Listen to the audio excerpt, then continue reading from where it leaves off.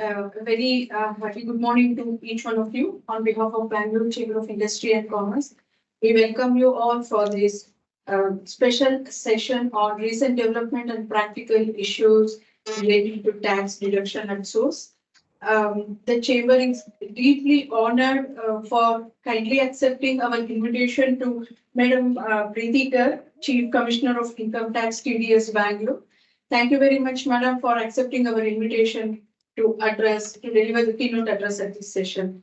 The session is organized under the aegis of the Direct Taxes Expert Committee, chaired by Mr. Sunil Dhareshwar, SVP and Global Head Taxation Infosys Limited, co-chaired by Mr. Sriram Ranganathan, Vice President and Global Head Taxation Wipro Limited, and Tapati Ghosh Partner, Deloitte Touch Tomatsu India, and mentored by our Mr. K.R. Shekhar, past President of BCIC and partner at Deloitte Touch Tomatsu India LLP.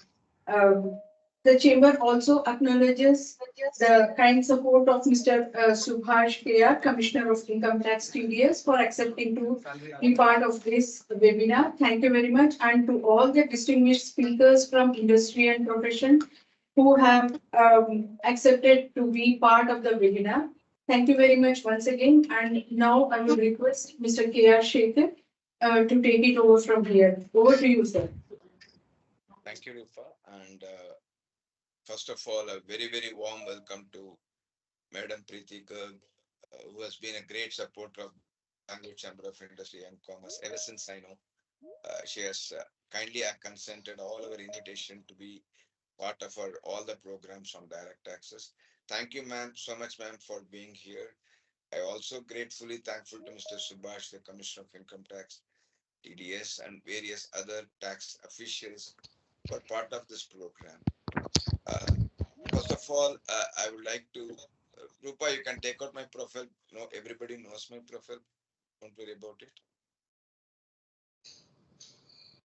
So, first of all, tax deducted at source TDS is a very, very important subject for all the taxpayers.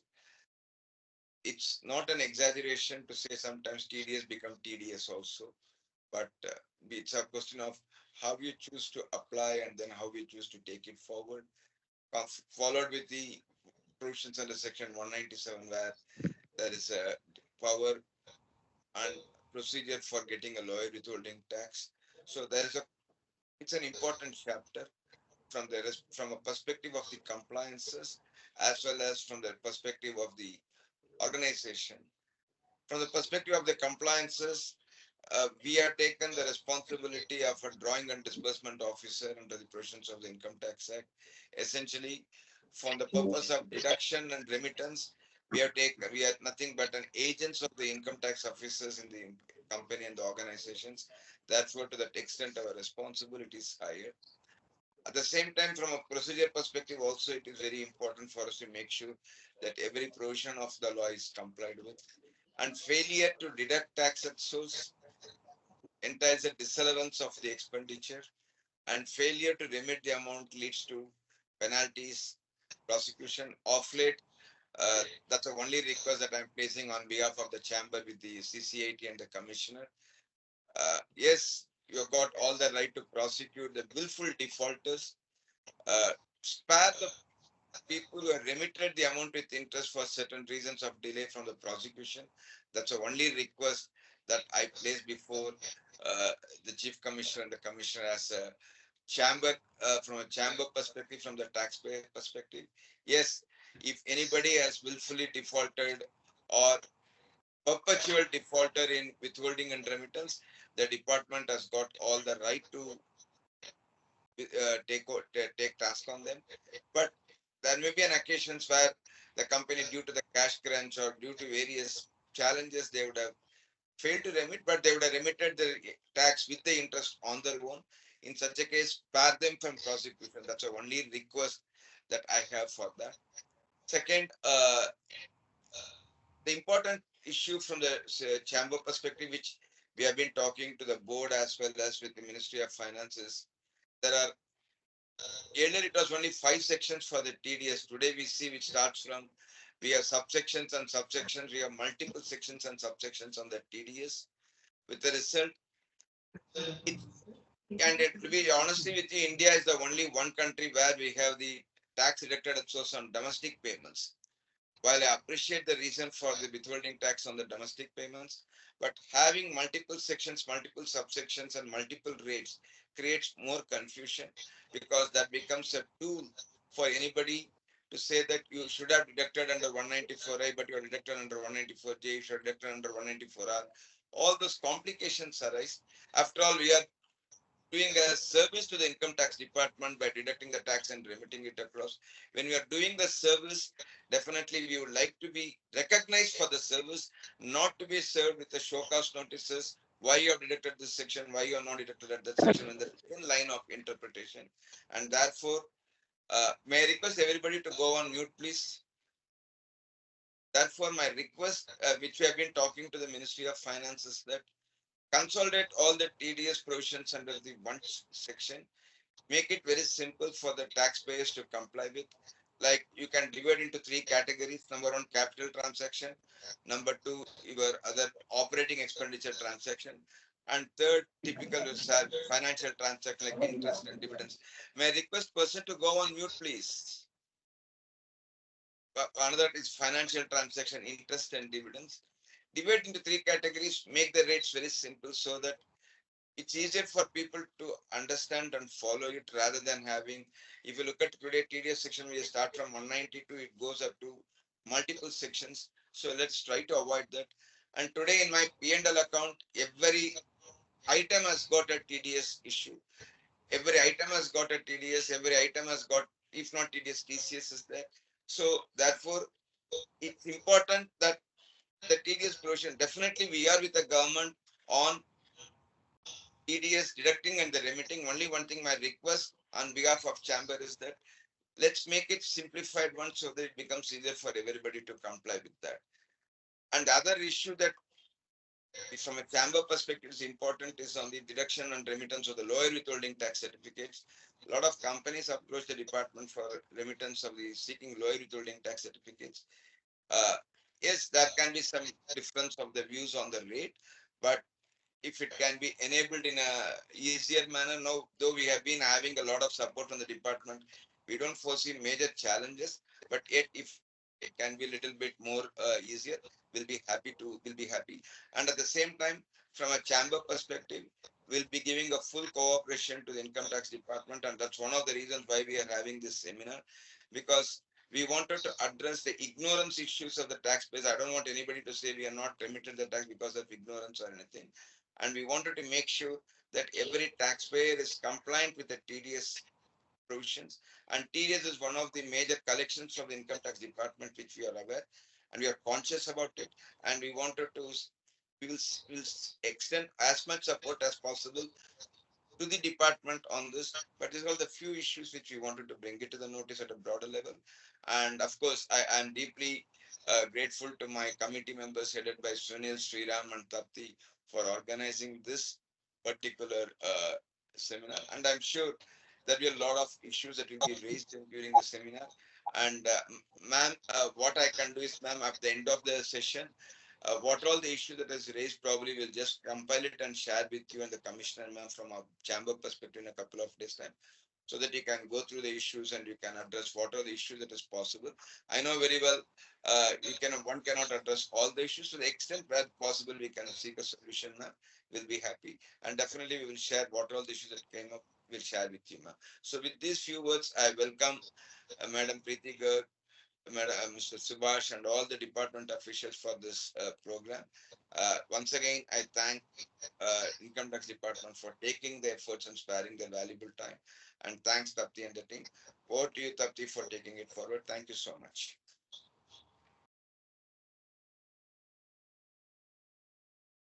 A quick introduction to Ms. Preeti Garg. Um, Ms. Preeti Garg is the Chief Commissioner of Income Tax TDS Bangalore. She served in various capacities in the Northwestern region, Karnataka, AP, and TS regions. She's worked as CIT DR and CIT Appeals in Bangalore and has held several positions, PCIT Central in Vishakhapatnam, PCIT in Hyderabad and Bangalore, has been engaged in complex tax dispute resolution and appeal processes, contributed to the development and implementation of tax policies and strategies. She belongs to the 1989 batch of the IRS, underwent mid-career training at IIM Bangalore and the Maxwell School of Public Policy, Syracuse, USA. I know she's been extremely busy because of year-end activities, and I can't thank you enough, ma'am, for being here with us on this platform with us and our members. Thank you so much. Over to you. Yeah, that's right, Thank you, Tapti. Tapti. Ma'am has never said no to chamber, despite a March 31. I've forgotten to mention that. Thanks for reminding it, Tapti. Thank you, ma'am. Thank you, Tapti. Thank you, Mr. Shekhar, and to all the organizers. I'm happy to learn that this program has been organized for tax professionals on tedious issues by Bangalore Chamber of Industry and Commerce. It is heartening to see that this annual program has stabilized and become a regular feature on the tax professionals calendar. Yes. Am I audible? Yes, sir, ma'am, we can hear you. Okay. I'm happy to be associated with this program in yet another year.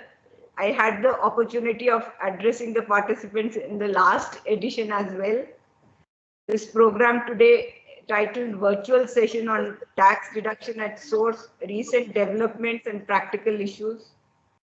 As Mr. Shekhar has already laid the outline, tedious or withholding tax is a major source of revenue for central government, and it is expected that the government, which has collected more than 19 lakh crore of tax collection so far, out of this more than 10 lakh crore is from tedious. For this, I would compliment the tax deductors who have participated in this endeavor. I compliment all the tax professionals present here who have advised their clients to adhere to the tedious requirements. TDS, as we have all seen, has grown from payments to contractors and salary payments and now covers a wide spectrum of activities. Mr. Shekhar has already pointed out that almost all items in his P&L account suffer from TDS. Every year, I agree, new provisions are brought in the ambit of TDS as the basic principle of pay as you earn is enshrined in the concept of TDS. I know that this puts a joint responsibility on the tax practitioners to be updated on the recent legal developments, be well versed with the procedures and follow the regime of deduct, pay and file, and hopefully forget about it. I hope we can forget about it. TDS CPC Ghaziabad has stabilized and is able to provide services to the tax deductors and is always available by various modes to assist the deductors. I am happy to inform that we have collected more than 1,46,000 crore of TDS from this region so far, and we are now second only to Mumbai region, leaving Delhi behind. My team of officers is proactive and is always available to help and redress any grievances. As regards prosecution, I would, since Mr. Shekhar raised that issue, I would like to point out that we are very lenient in taking up cases for prosecution. Throughout the COVID period and the period which relates to COVID, we have been very, very lenient. Even now, only the repeated defaulters and those we feel have withheld public money and taxpayers' money for a long period of time, and they deserve some deterrence. Only those cases, I'm sure Mr. Subash is here and he will, he is the man. I agree, ma'am. Thank you, ma'am. Thank you. From my point of view, I am saying we are very lenient, but we need to, it is a deterrence provision and we have to see to it that the defaulters are not left away as such. At the same time, compounding is a very easy method and we are always open to compound the offense. you come suo moto. Already within 1 month, we have issued compounding orders to cases, and we are ready that we will be very happy to compound offences. I request that all of you advise your clients, those who have suo moto defaulted, they can come forward on their own. It is much easier if you come on your own, and the tax burden is lesser, the fee is lesser. With that, on some improvement or rationalization of the tax rates, I'm sure over a period of time that should come. Even we would be happy because we have to issue refunds, we have to issue 197 certificates. On 197 certificates also, I would like to point out, Mr. Subash will give more details later during the course of it in case you need to know. We have been quite prompt in issuing 197 certificates. Our time lag is much lower than the national average time taken by all India. And for your benefit, I would like to inform you that the first thing we have taken even before the year started is we have let all our officers know that we need to decrease this lag even more this year. That is one measure we have already taken up. And I'm sure you don't have many grievances. In any case, you are ready to approach the concerned, and we are always willing to redress your grievances. With this, I will wish all the participants a good learning in this program. And my one request before I depart is that before I part with you is to request you to advise your clients to ensure that they deduct correctly, remit timely, and file their returns correctly and in time, so that the deductees get credit of these taxes in time.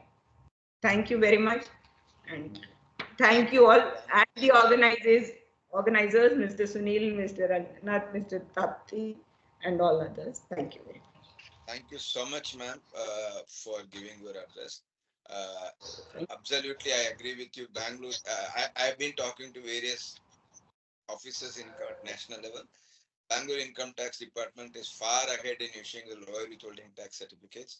I undoubtedly, with great, what I would call sense of pride, that to being from Bangalore, and I have a sense of pride on that. Bangalore IT DTS director is doing a phenomenal job on issuing 197 certificates. There's no time lag beyond maximum 2 weeks. At least we get a response. In some cases, I get it multiple days. So absolutely, I place credit on your team and the commissioner said team. And also on prosecution, that was only a request, ma'am. I'm sure with you and Mr. Subash, it will be taken only sparingly. We take your point, and definitely, ma'am, on the duty of the taxpayers to deduct and remit the taxes. We carry your message. In fact, all our BCIC seminars will come in our social media and LinkedIn and the YouTube. I would like to take that last message where you are advising all the companies to withhold tax and remit the amount within the time limit as a tagline and the headlines in our LinkedIn on your speech, ma'am. We will take care of it. We will communicate the same in the right way, ma'am. But once again, thank you and thanks to Mr. Subash for being here. And we are extremely confident that we will go far ahead in the days to come. And thank you so much, ma'am, in our partnership with Keeping. Back to you, Tapti.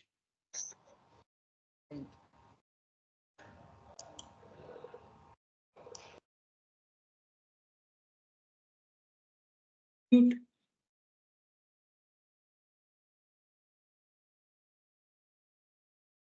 Tapti, you're on Tapti, mute. Yeah. you are on mute.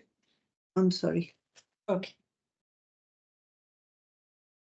We'll now start our panel discussion. Our first panel is a discussion on TDS issues on domestic payments, including salary and CPC issues and challenges. But before we start the panel, a quick round of introductions. We have with us Dr. Subash KR, Commissioner of Income Tax, TDS Bengaluru. Dr. Subash KR has been in the Indian Revenue Service from the 2006 batch. He has served in the Income Tax Department in Assessment and Investigation Divisions for the last 17 years and is currently posted as a CIT TDS Bengaluru.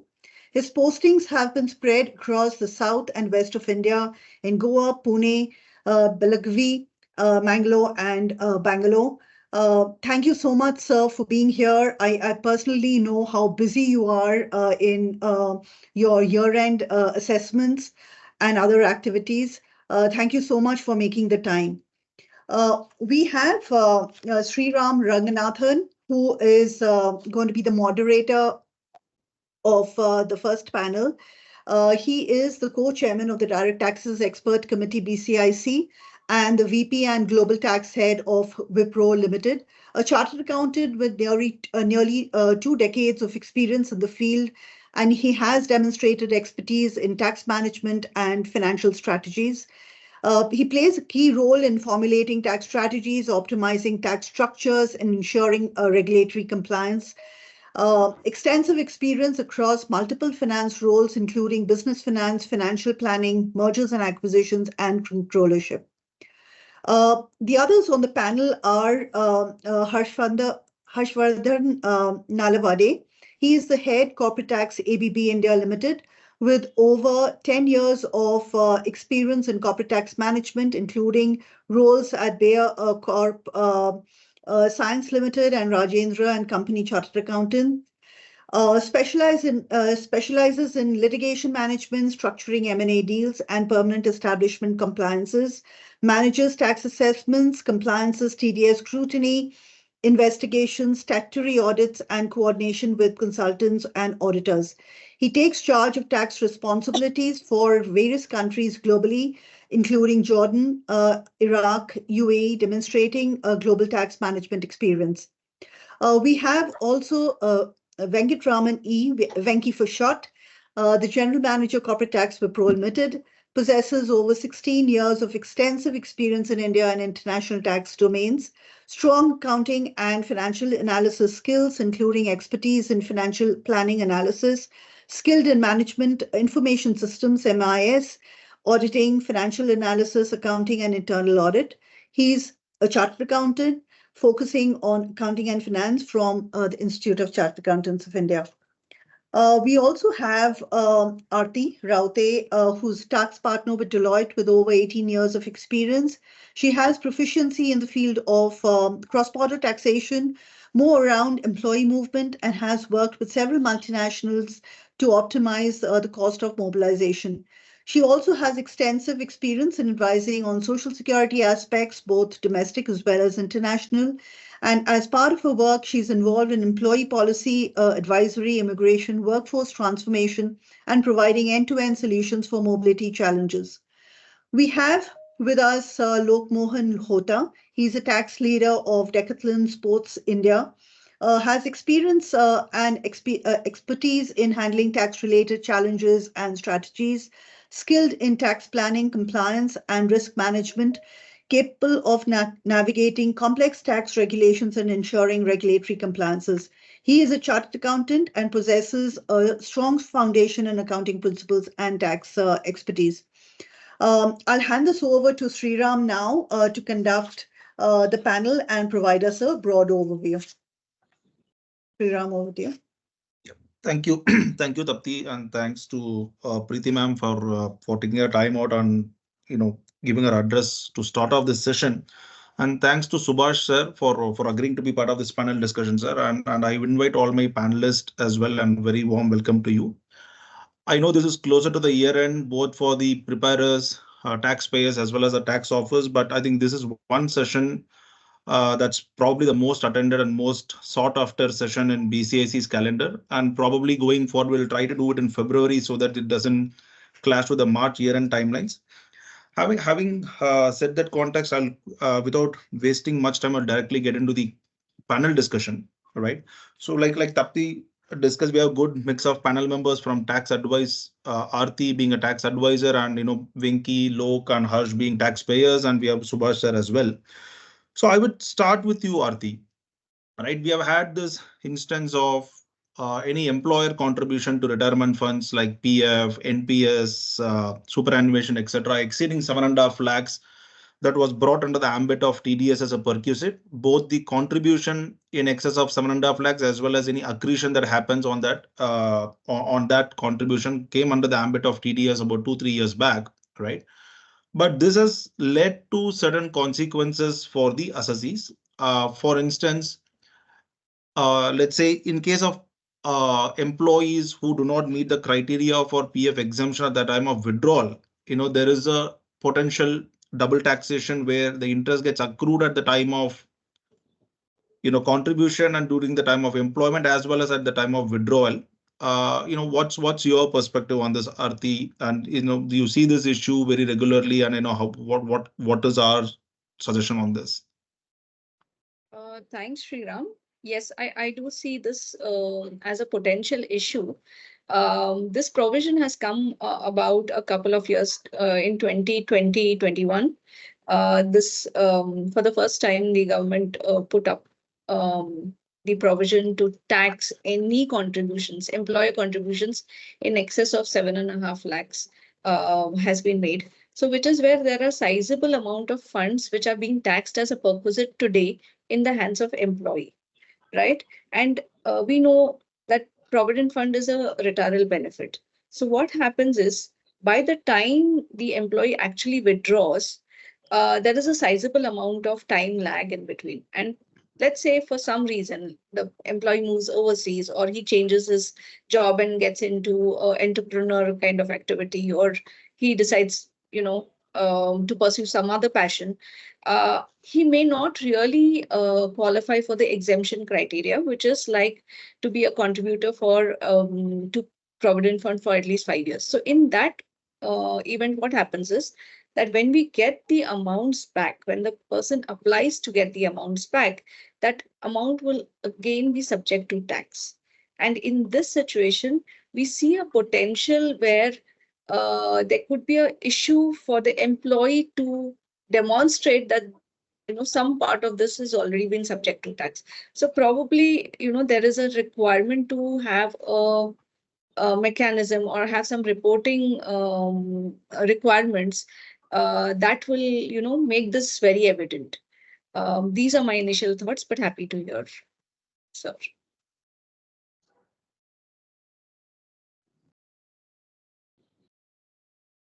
Yeah. So Subash sir, the real challenge is when the withdrawal happens, right? The RPFC is mandated to deduct TDS if the employee does not meet the criteria. But some portion of that interest accrual would have already got taxed as a perquisite by the employer, and hence there is today a potential double taxation issue, which is what Arti has just explained. So we would like to hear your views on this, Subash sir.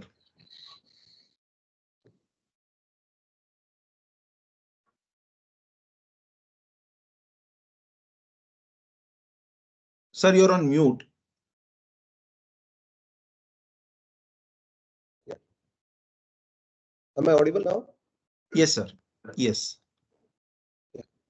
The budget 2020 and 2021 brought in some changes in the employer's contribution to PF and placed a threshold limit for the taxation to happen.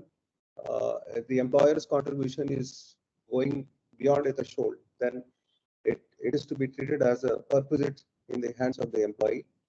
And the interest accruals on the Provident Fund accruals. So that is also brought to tax if it crosses a threshold of 2.5 lakhs from budget 2021. So this being the position of law as of now, so we have no other option other than following the law as it is today. The section 17.2 guides the taxation of perquisites. So it is mandated to follow the provisions in the law. Absolutely, sir, Subash sir. People are doing that. Employers are complying with the provisions as what is mandated in the law. The challenge that we are trying to say is that when the person actually goes ahead and withdraws the funds, at that time there is a fear of double taxation. more because you're not able to establish a link that some part of this amount is already taxed earlier. And this arises only in situations where the person is not eligible to, actually avail of the exemption because he's not qualifying basis, the provisions that when he withdraws the amount, it is tax free. So that is probably a machinery, change that probably you could think about in terms of trying to make this very transparent. Because as Sriram mentioned, if he's not contributed for 5 years, the amount will not be exempt. So TDS will happen on that. Madam, if you see the MOU for introducing these changes in the budget, it is to bring to tax those individuals in the higher tax bracket who are naturally coming into the higher tax bracket, and in their hands the accruals should be taxed.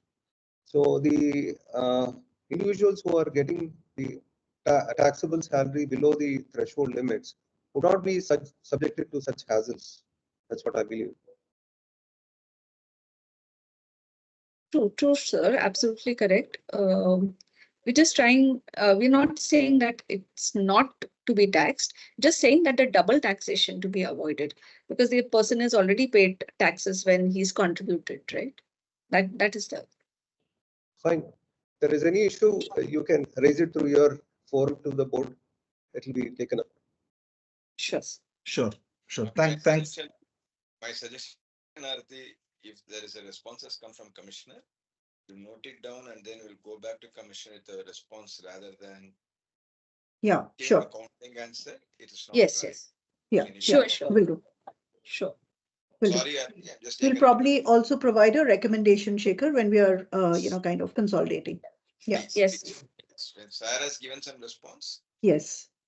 if you believe that something is missing, go back to Sarah with a recommendation and have a discussion. Yeah. We'll do that, Shekhar. Thank you. Go ahead, Sriram. Sorry, Sriram. No, thanks, Shekhar. Thanks for that. Yeah. So the next set of couple of questions are around the limits. How do we look at thresholds for deducting TDS, right? So no, the various sections have thresholds defined beyond which tax is deductible, be it in terms of interest, be it in terms of dividend, and on other similar payments, right?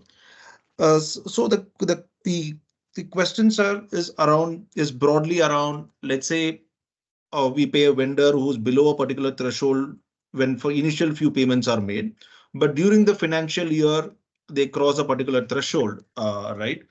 Then obviously the TDS has to be deducted on the entire payment made during the year, including what was paid before they reach the threshold. So which is pretty much fine. I think most of us are. I'm pretty sure that all of us are complying with that.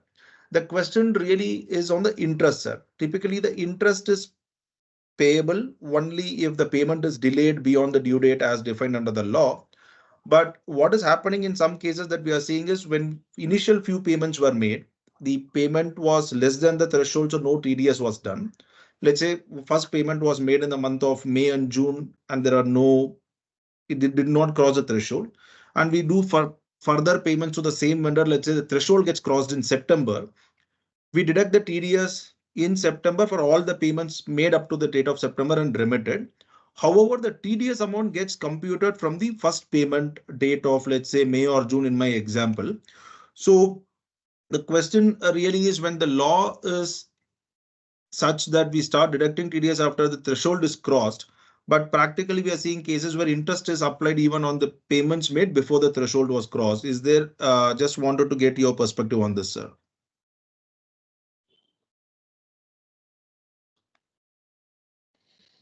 So, interest on delayed remittance of TDS is charged under section 2011A. That is from the due date of payment. Normally, this interest is not charged if it is for the period which you are mentioning. I mean, if it is not threshold, crossing the threshold, but if from the due date of payment, if it is definitely charged. So given this issue as per law, I mean, there is any issue which you have come across, you can raise it from your board so that Sure. it can be taken. Sure. Will do. Sure, sir. I think that, thank you, sir. I think this is very helpful. We get your position. It's very helpful, sir. But I think what happens today in system, it computes the interest even for the earlier payments when threshold is not crossed. We will cover it as part of, we'll give certain examples as part of our representation to you, sir. But I understand that from a law perspective, I hear the tax office's position very clear that it shouldn't be charged if it's before threshold, and that's very helpful to the taxpayer. So thank you so much. So the next question is again revolving around the complexities on how one looks at the value of threshold. Maybe I'll request if Harsh can take this question and explain the scenario, Harsh, and we can get sir's view on that. Yeah, thank you, Sriram. So, as you are all aware that, every TDS section, more or less, they have given the threshold limit. Let's say, for example, 194C talks about threshold of lakh rupees, 194H talks about 15,000. So, when we cross that particular threshold limit, then TDS comes into the picture. So, if I make a payment to particular party and if I'm within the threshold, then no need to make any TDS payment. But the moment I cross this particular thing, then the whole amount gets subjected to this threshold. So now we do a lot of transaction in a year, voluminous transaction. So keeping a track of threshold, that could be one challenge. And another challenge, as we rightly said, that the interest also gets computed on the base threshold limit also by the system. So that's a system issue which could be maybe addressed.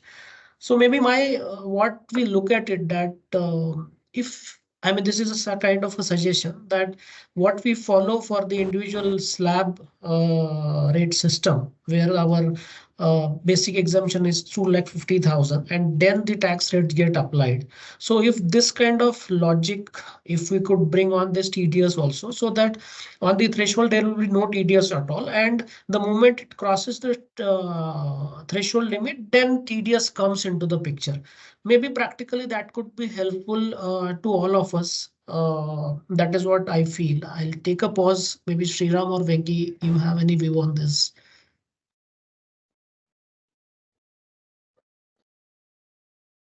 Sure. In fact, on the threshold, in fact, Sriram covered it, right? It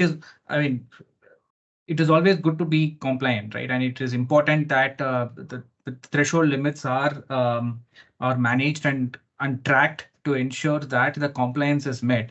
In fact, I think the position on that is quite clear. Even way back in 94, sir, there is a circular which very clearly clarifies in terms of whatever is being followed on the ground in terms of cumulative deduction of TDS, right? Of course, though the section says that what to be paid, practically there are challenges when the payment is made when the threshold limit crosses. So if as Harsh suggested, if the thresholds can be looked at little differently, I think that will help the larger assessees from a compliance perspective, sir.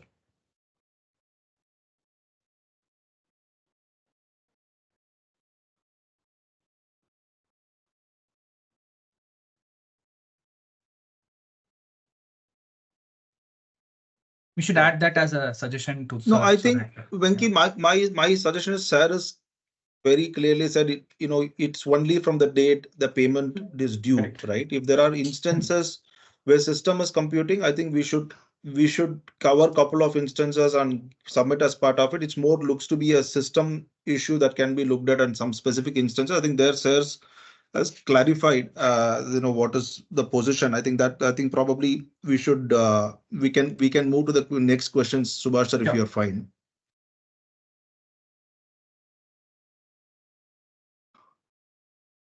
So, Subash sir, can we move to the next question?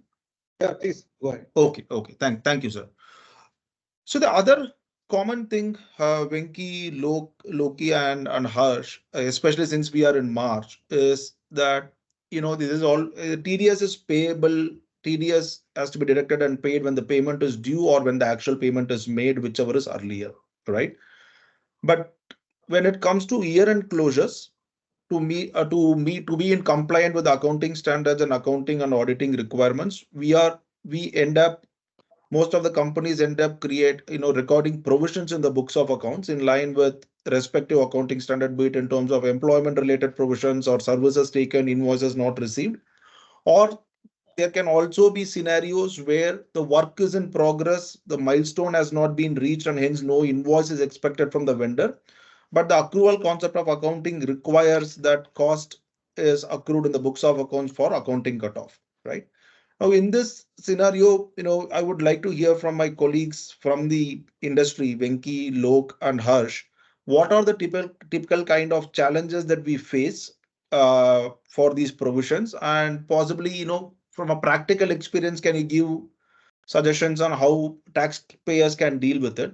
Then if after that, Subhash, sir, if you can give your views on that, that will also be very helpful to the participants.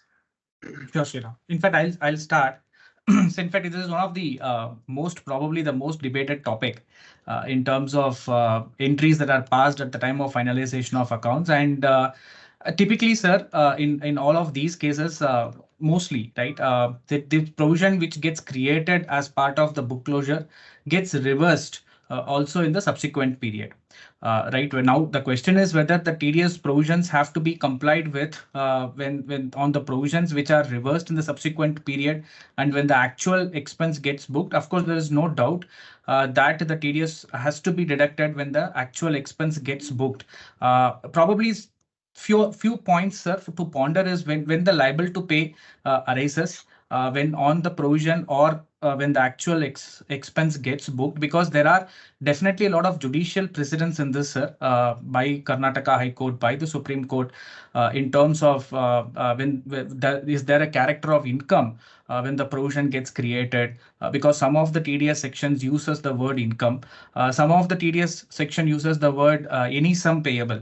But even there, if there is no character of income and if there is a provision which gets reversed, then there is no income ultimately left in the hands of the receiver, right? Because the provision was created and it gets reversed. So the practical challenges are sir, in terms of when it is a provision, the TDS the compliance has to be done at the time of provision, or on the when the actual expense gets booked. Again, to reiterate, sir, there is absolutely no ambiguity in terms of when the expense gets booked. There has to be a TDS compliance. Most debated topics, sir, whatever is the point of view of the department, I think that can give a lot of clarity, especially with the time in which we are in terms of taking care of the compliance, sir. I'll leave it there, sir. And if Harsh and Lok wants to add any further points. Yeah, thanks, Venki. I mean, this is, as you rightly said, this is a debated topic over a period of time. And as a prudent practice, while closing the books of accounts, we have to provide for those expenses because of the matching concept. That is one thing. Many sections, like typically 194C, starts with any sum which gets credited, even if to suspense account, TDS is to be deducted. So that is the provision mentioned in the law. So based on that, as an industry practice, what generally we follow, that we identified which are those probable expenses which we are looking, for which provision is to be created, and provision gets created in the books. Then two scenarios happen, that as you said, that in the next year these provisions get reversed, and against those provisions invoices gets booked. That is one scenario. So while creating the provision, at the time of creating the provision, we pay the TDS also, because we are sure of those parties. Parties are, and we allocate the TDS in the next year. But typically, when in the next year, some of the provision gets reversed. So what we have seen in past, that once we make any disallowance because of the TDS in the tax audit report, and in the next year, if that provision gets reversed, we don't get the allowance for that particular thing, because sometimes the officer takes a view that since you have made a disallowance under TDS section, you will get an allowance at the time when we make the payment of TDS only. So by this time, reversal is not getting recognized. So it is a kind of a double taxation. However, the tribunal in many cases has taken a view that since you have reversed that provision and it has a linkage with the original provision when it was made in the books, the allowance to be granted. So if that allow and if we could prove this particular point even during the assessment, it will really help us, to avoid the kind of litigation on this provision part also. So our request is that, sir, where the provisions are getting genuinely reversed and it has got a linkages, the benefit is to be given maybe at the time of assessment, which will avoid, unnecessary litigation.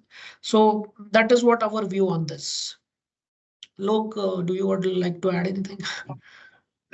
No, I think Venkat and sir, you guys have mentioned broad part of it. Just wanted to add a perspective like a company like us who are all growing and we are having a significant investment on the capital side. And when you are doing this kind of exercise, there is definitely always a provision which should be there actually, which so based on accounting principles we have to do.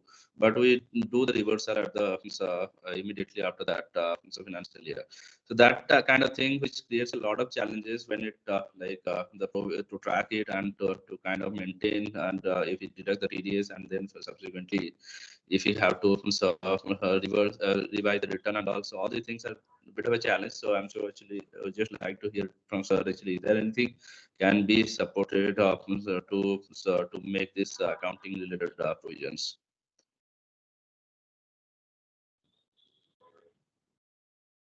Thanks, Venki, Lok, and Harsh. Yeah. So, Subash, sir, would you want to add your perspective on this, sir? Yeah. The provisions regarding the TDS deduction are quite clear in Chapter 17B of Income Tax Act.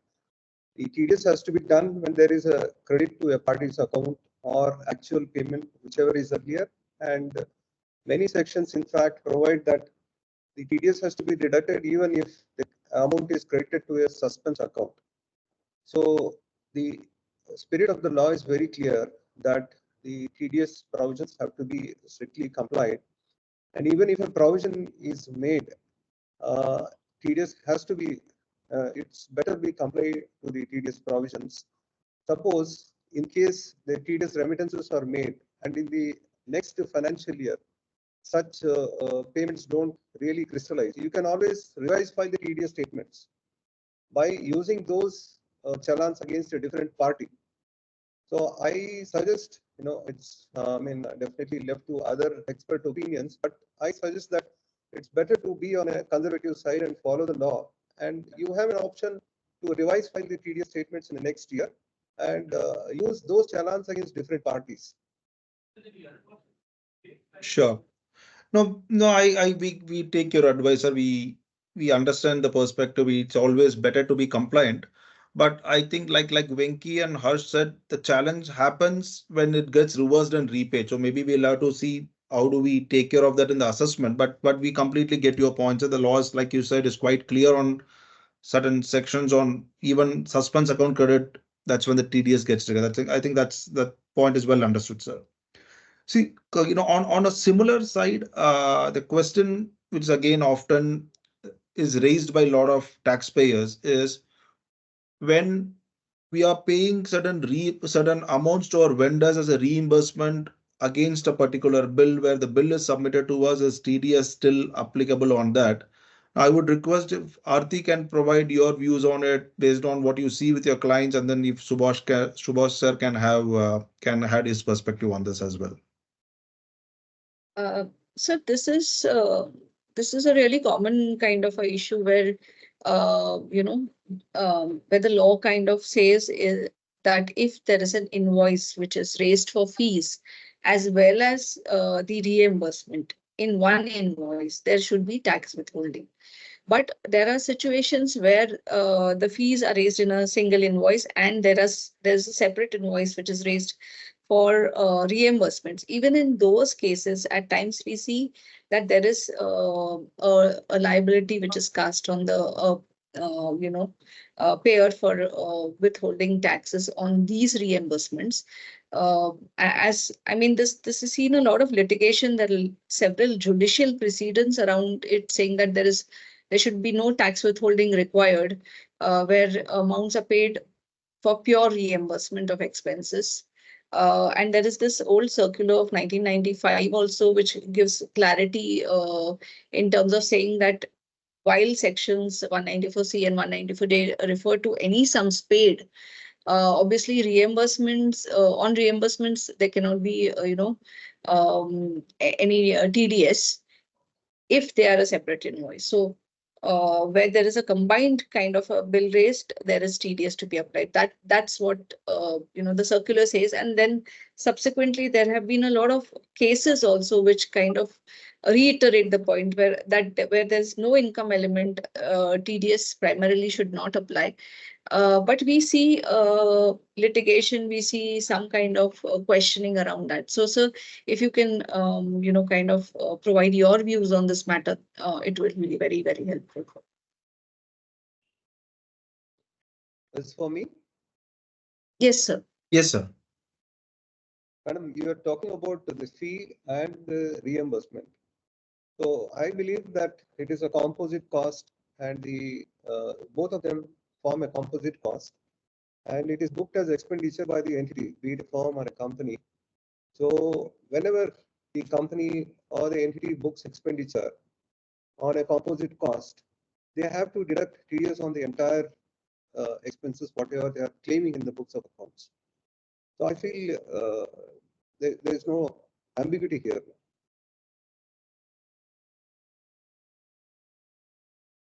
Sir, I fully agree with you. Where there is a composite invoice which is raised, TDS has to be done. I mean, it's all, everybody does that.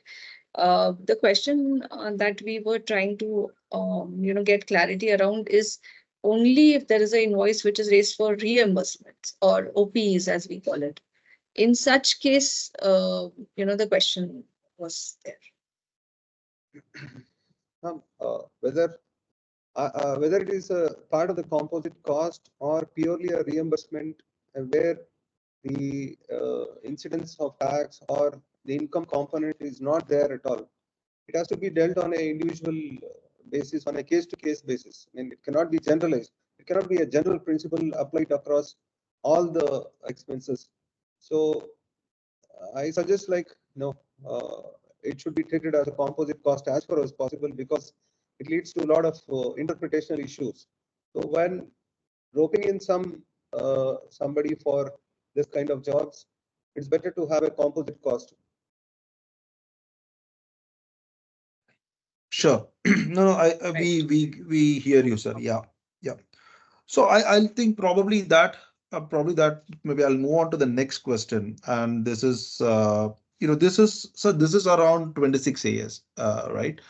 See, now assessments are by and large moved into TDS credit being available to the assessee based on what is reflected in 26 AS, which is more or less, I would say is 99% accurate in terms of volume. But there are instances that assessees face, sir, where vendor has made the payment, deducted the TDS, provided us with the TDS certificate as well. However, the same is not reflecting in 26 days and not being considered at the time of assessment. I'll probably request Harsh if we can give certain examples that you would have faced on this, and then we can request, sir, if you can give your view on how do we handle such cases. Yes, Sriram. So here, sir, typically the issue is that now there are two things. One, when we go for the assessment and assessment gets completed, the officer view is that the TDS credit will be given on the basis of 26 years. Perfectly right, no issue.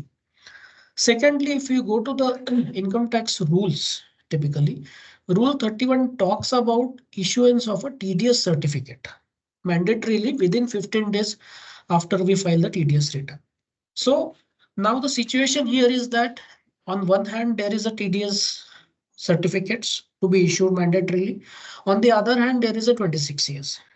Now consider a situation where I have a certificate in my hand and it is a genuine TDS certificate and it is not being reflected in the 26 years. So when I go in the assessment, the generally department view is that we'll go with the 26 years and then the certificate generally gets ignored. So that is one issue. So what we feel is that today, if certificate are also in force, okay, then which is the right thing is to be followed, whether we should restrict the entire 20 credit on the basis of 26-year statement or certificates, or we should forego the issuance of TDS certificates at all, because two systems are going parallelly, and sometimes it creates an confusion. And in that case, there is a possibility that genuine TDS credit which was there is getting lost.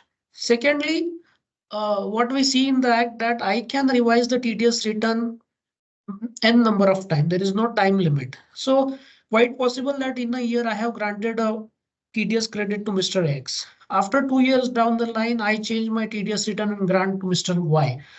So 26 years get changed, but certificate doesn't get changed. I still carry the old certificates. So these issues, sir, create generally a problem. And in case of genuine TDS certificate, which I am supposed to get my TDS certificate, that gets denied. So, sir, we want your perspective how to address these kind of situation, or what is your view going forward, whether 26 years is the permanent solution and we should forget the TDS certificate parts at all, or how we should take it forward. Yeah. Should I answer? Yes, Please, sir. Yes, sir. So this issuing TDS certificates was introduced to safeguard the interest of the deductees. Once the deductor deducts the amount and he doesn't file the TDS statements for whatever reason, the deductee's position is jeopardized. So to handle such situations, the TDS certificates, Form 16, and all these things were brought into force. So this is the requirement of issuing a TDS certificate. The time lag what you are talking about between issue of TDS certificate and appearance in the 26 years, it is not a general norm. Maybe in some isolated cases there is a time lag. We have seen in some cases the issue of TDS certificates and appearance in the 26 years is as early as 30 minutes also. So wherever there is a time lag, it might be an isolated case. Such cases can be taken up when you can escalate the matters to the TDS CPC or the TDS AO, and rather than thinking of delinking or doing away with one of these certificates, each provision or these certificates are also issued with a purpose. So I feel wherever there is a problem in isolated cases, such cases only have to be taken up by escalating the matter. All right, sir. I mean, that's a very valid point.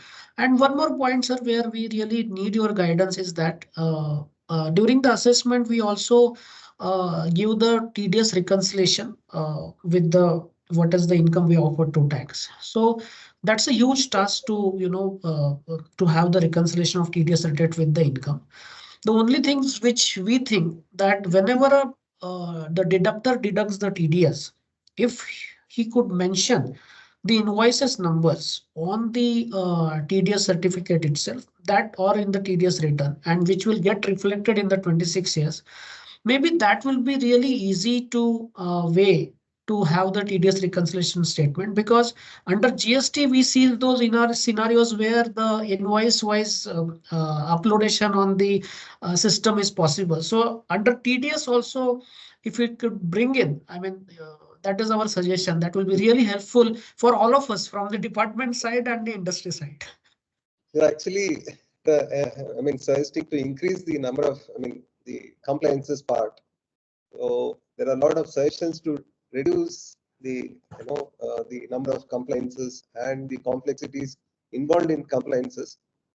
Probably we should, I think we should not go to the extent of linking the invoices with the TDS remittances. But still, if you feel something has to be done in the larger interest, please put up through your board. We can forward it. We can take it. Thank you, sir. I think you're completely given us clarity on how this needs to be handled. And like I said, sir, 26 AS, 99.5% is accurate, right? So only the maybe few issues here and there, maybe they need to be dealt with as an exception as they come. I think that's a very, very valid input, sir. Thank you so much for that.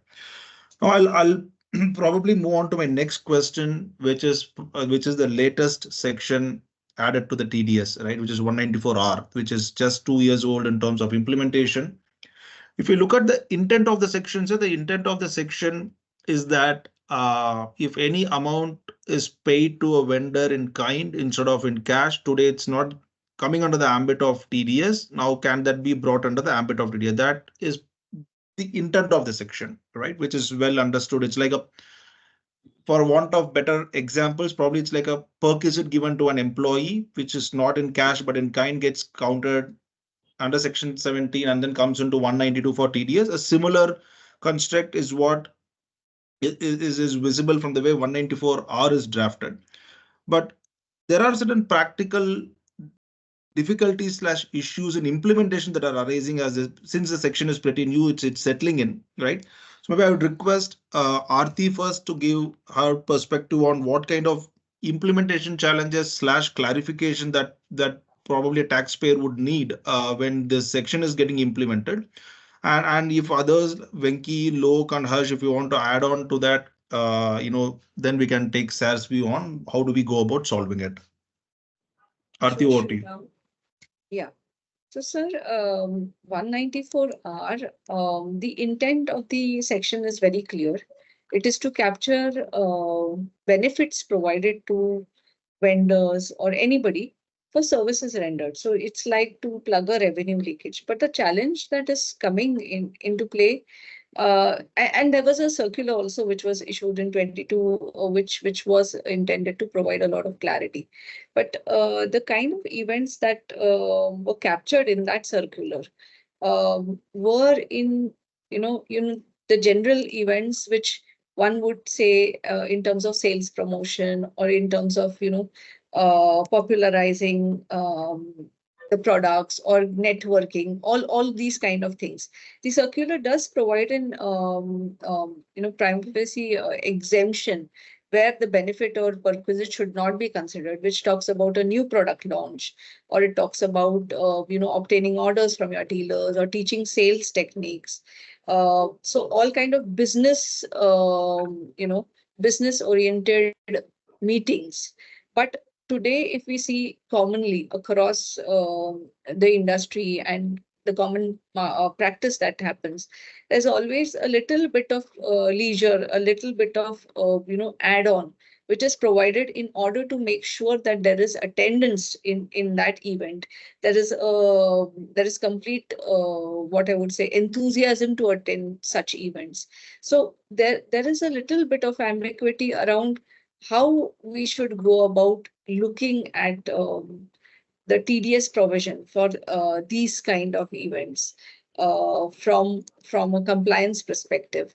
And also in terms of looking at who is required to withhold.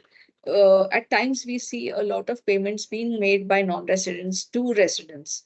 So how would a non-resident go about doing this compliance? Does this section actually have extra territorial kind of implications? Maybe to start with, if you can just throw light on those things. And maybe Harsh, Venkat, anything you want to add? Sure. So maybe just to add 2 more points to what Aarti had said, sir, in terms of because the section specifically uses the word any person, so there could be practical challenges of including a if it is so that the non-resident would also get covered under the section from a practical handling this section, compliance for this section.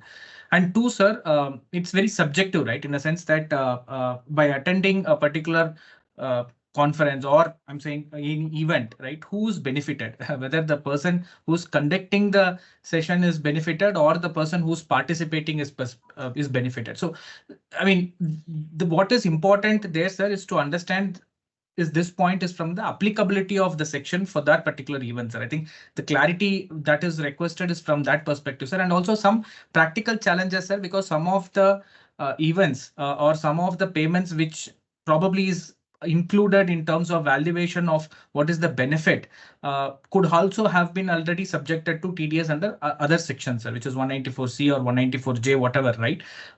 So if that is included in the valuation of benefit, which is computed for 194R, that could practically result in a double taxation, in a sense that double TDS, sir, on the same amount. So how do we handle those practical challenges? If there is some guidance from you, sir, on or your point of view, would be very helpful, sir. Yeah. As you told, this section was introduced with effect from financial year 22 onwards. So this is quite a very young provision. Probably it is evolving. The CBDT had issued a circular, a detailed circular regarding the nuances involved in the implementation of 194R. If you see the provision of 194R also, it specifically provides that in the implementation of this section, if there are any practical difficulties, the board may time to time issue circulars.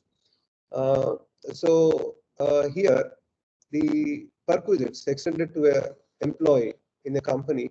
So there was a mechanism to track and bring to the ambit of tax such kind of perquisites. In case of other resident taxpayers who are engaged in the business and profession, and some kind of perquisites, monetary or non-monetary, are extended to such private people or consultants who in the process of their business and profession take these kind of benefits. There was no mechanism to bring to tax such perquisites. So 194R deals with those situations. If there are any practical issues which you come across, probably you can forward those through your forum. Sure. A more elaborate circular might come up in future. Wonderful. Absolutely. Absolutely. That's pretty helpful, sir. I think Thank some you, of these sir. practical challenges, we will give it what we are facing on the ground while implementing. Some Venki covered, some Aarti covered, and one more additional point which I would cover, we'll include as part of representation is that if, let's say, in an event, organization is invited and it's represented, the organization invited by an employee of an organization, the question that also comes is it benefit to the organization which attended it or to the employee of the organization who attended it, against, in respect of whom 194 has to be attributed. There are these practical questions that come up as we are implementing the section. We will definitely include it as part of our issues that need to be clarified, as well as potential recommendation from our end for you to consider. So, but this is very helpful. Thank you. Thanks for your view on this. I'll probably move on to the next question, and this is on 194Q again. So 194Q is been there for a little more than 194R in terms of last 4 to 5 years, but we believe there are a few more clarifications required on 194Q as well. Lok, if you can just give your views on 194Q for sir's consideration, and then sir can give his views. Yeah, absolutely, Sriram. Thanks for that. So actually, like we know, 194Q is something which is also not very old, and also there is a lot of complication comes because it involves a huge amount of transactions, and when it deals with when the person has to deduct the tax on payment of purchase of goods, it affects the manufacturing, retail, and kind of big industries. So there are typical issues like 194Q. When it says that it's a TDS has to be deducted, but when the contract is a kind of a bundled activity, like for the service as well as supply, so both are happening in the particular contract. So in that situation, how to apply? So whether actually, because 194Q subsection 5 says that actually the 194Q only applicable when this other sections would not be prevailing. So in that situation, like like if we can borrow the concept from GST Act, like the GST Act has brought the concept of composite supply, where there is a principal supply would be taken as the primary activity, and whether we'll apply on that basis. So that is one question. And maybe the second couple of other questions are like the amount of the limit actually which has been defined of 10 crore for the buyer, they are actually the concept of what is total sales, gross receipt or turnover kind of thing, which is not been defined. So for that also, whether we should borrow the language like somewhere in guidance note also from institute, where it says that actually so we have to, if the GST and indirect taxes are being kind of credited separate account, then that should not be considered into that threshold of 10 crore. So that kind of concept, whether we can adopt if for that, if there any clarity can come from the department, that would be really helpful. Because that brings a confusion, like whether actually, though we know for TDS normal threshold, like suppose 50 lakhs has to be deducted. When we deduct the TDS, we know that indirect taxes are kept outside, and for that there is a circular also available. But when it comes to this kind of threshold to decide whether the buyer would be supposed to be eligible to deduct or not, and in that situation there is no clarity. So if you can borrow the concept from like a guidance note provided, that would be really helpful. The third question also, if it's fine, actually I can put up a couple of more questions, or else if you can answer actually, if that actually that would be helpful. I'm really sorry. Your voice was not that clear. Can kindly somebody else summarize what is expected from me? Okay. Is it fine, Sriram, or should I repeat? Somehow your connection is poor. Voice is. Yeah. Right now, is it fine, sir? Right now, is it fine? So there is some disturbance, Lok. Maybe if I can say, if sir, you're able to hear me, right, sir? Can I just quickly put in the questions? Yeah. So what I think Lok is looking for 2-3 clarifications, sir. One, when the limit of 10 crores is defined for 194Q, the question really is whether the payment includes the GST, whether the payment excludes GST. That since the criteria for coming to 10 crores is not clearly determined. Now the question is, what is the definition of turnover of 10 crores? Does it include or exclude GST? Is one question which Lucas asked. And in that respect, is also clarified from the guidance note perspective, since GST is paid separately, that should not be considered as part of 10 crores as a view. Now, what is department's view on that? That's one question. The second question again is, the word goods is not defined in the act. Yeah, with respect to this section. So what is considered as goods for the purpose of section 194? These are the questions, sir, if you can give your perspective on this. To answer your first question, whether the 10 crores should include the GST component or should be excluded. So as far as IT, while filing the IT returns is concerned, turnover, it includes GST. It is inclusive of GST. There are many Supreme Court judgments also which have upheld that turnover includes the GST also. I believe that we should import the same thing for application of 194R also. And regarding the definition of goods in the 194R, I think yes, if it is, it's not defined, but this can be raised to your forum. Probably it needs a definition. It can come as a clarification. Sure, sir. So you want any other point, Lok, to be covered? Yeah, just one more point actually. Maybe just you can hear me, sir? Is it fine now? Yeah. So one more point on the securities. I think when we know actually that there has been a circular which provides that actually the commodities which is being traded in the stock exchange will be out of the purview of 194Q. Similarly, we know that in TCS also the same kind of provision is there. Only thing is that it is not covering the unlisted shares or debentures and all. If the similar view can be taken for the unlisted shares and all, that would be really helpful to take out the entire securities activities from 194Q applicability. Yeah, I believe it is the extension of the previous question. The goods are not defined. So what constitutes goods? So if that is defined, probably this question will be taken care there. Absolutely. Yeah, Absolutely. I yeah, think absolutely, sir. Absolutely. absolutely. Yes, sir. Absolutely. Sir, this we have a few questions on TDS CPC as well. If Tapti, you're saying something? No. Okay.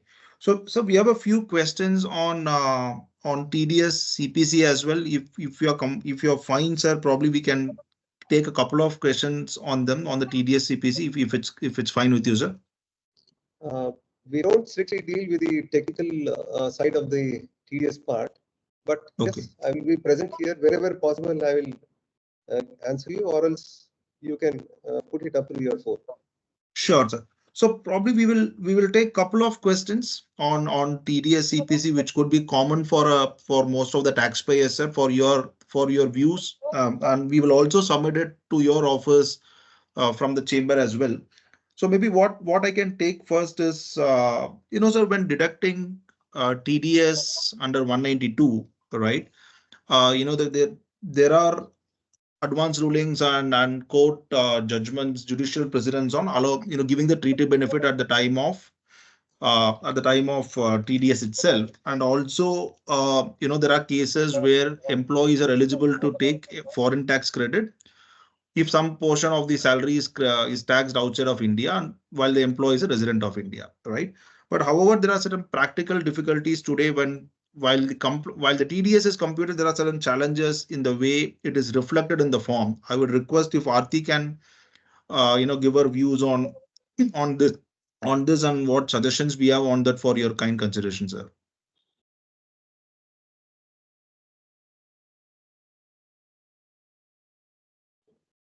Aarti, you're on mute. Sorry. So this is in respect of significant employee movements across the board, and maybe the benefit which the employee gets by moving across the board, across the border. It is something in terms of the employer sending him, right? So the employer at times likes to retain the employee on the India payroll. And what happens is that the employee gets suffered with double taxation, because as soon as he crosses the border, he has to pay taxes in the overseas jurisdiction. So uh, he is paying taxes in India on the India payroll, plus he's paying taxes overseas on the same amount, and thus he's subject to double taxation. This is what happens in most of the cases. But what we have, fortunately, is a couple of situations where the judiciary has kind of given a decision that the employers can take the benefit of treaty at the time of tax withholding. And this could be in both situations. This could be in a situation where a person is a resident, an ordinary resident in India, and he is subject to a taxation in India on global income, and there is some foreign tax credit to be availed in India. That foreign tax credit also can be availed at the time of tax withholding, is what the decision says. The second situation could be that the person is non-resident, and hence technically he is not supposed to pay any taxes in India. In such cases also, there are decisions which say that salary income is taxable in the place where services are rendered, and as such, that income is to be taxed only overseas. So technically, it should not suffer any TDS in India, and the Indian employer need not actually do TDS. The most famous case in this regard is the case in like the AR ruling in the case of British Gas, and there are subsequently a lot of rulings which follow. So in either of the cases, a lot of employers who are sending significant amount of employees overseas, they are considering this benefit. They want to consider this benefit at the time of tax withholding. The only hurdle in this case, sir, is that the machinery provision of the Form 16 as well as the ETDS returns that are being filed. Those do not provide a mechanism to provide this disclosure to the tax department. That seems to be the only hurdle in applying these decisions in practice. Maybe you could just give your thoughts on on how this could be implemented. So I'll split your query into two parts now. One is the double taxation. The other one is whether there is a provision for reporting on foreign tax credit in the Form 24Q. Is this yes, okay? Yes. Yes.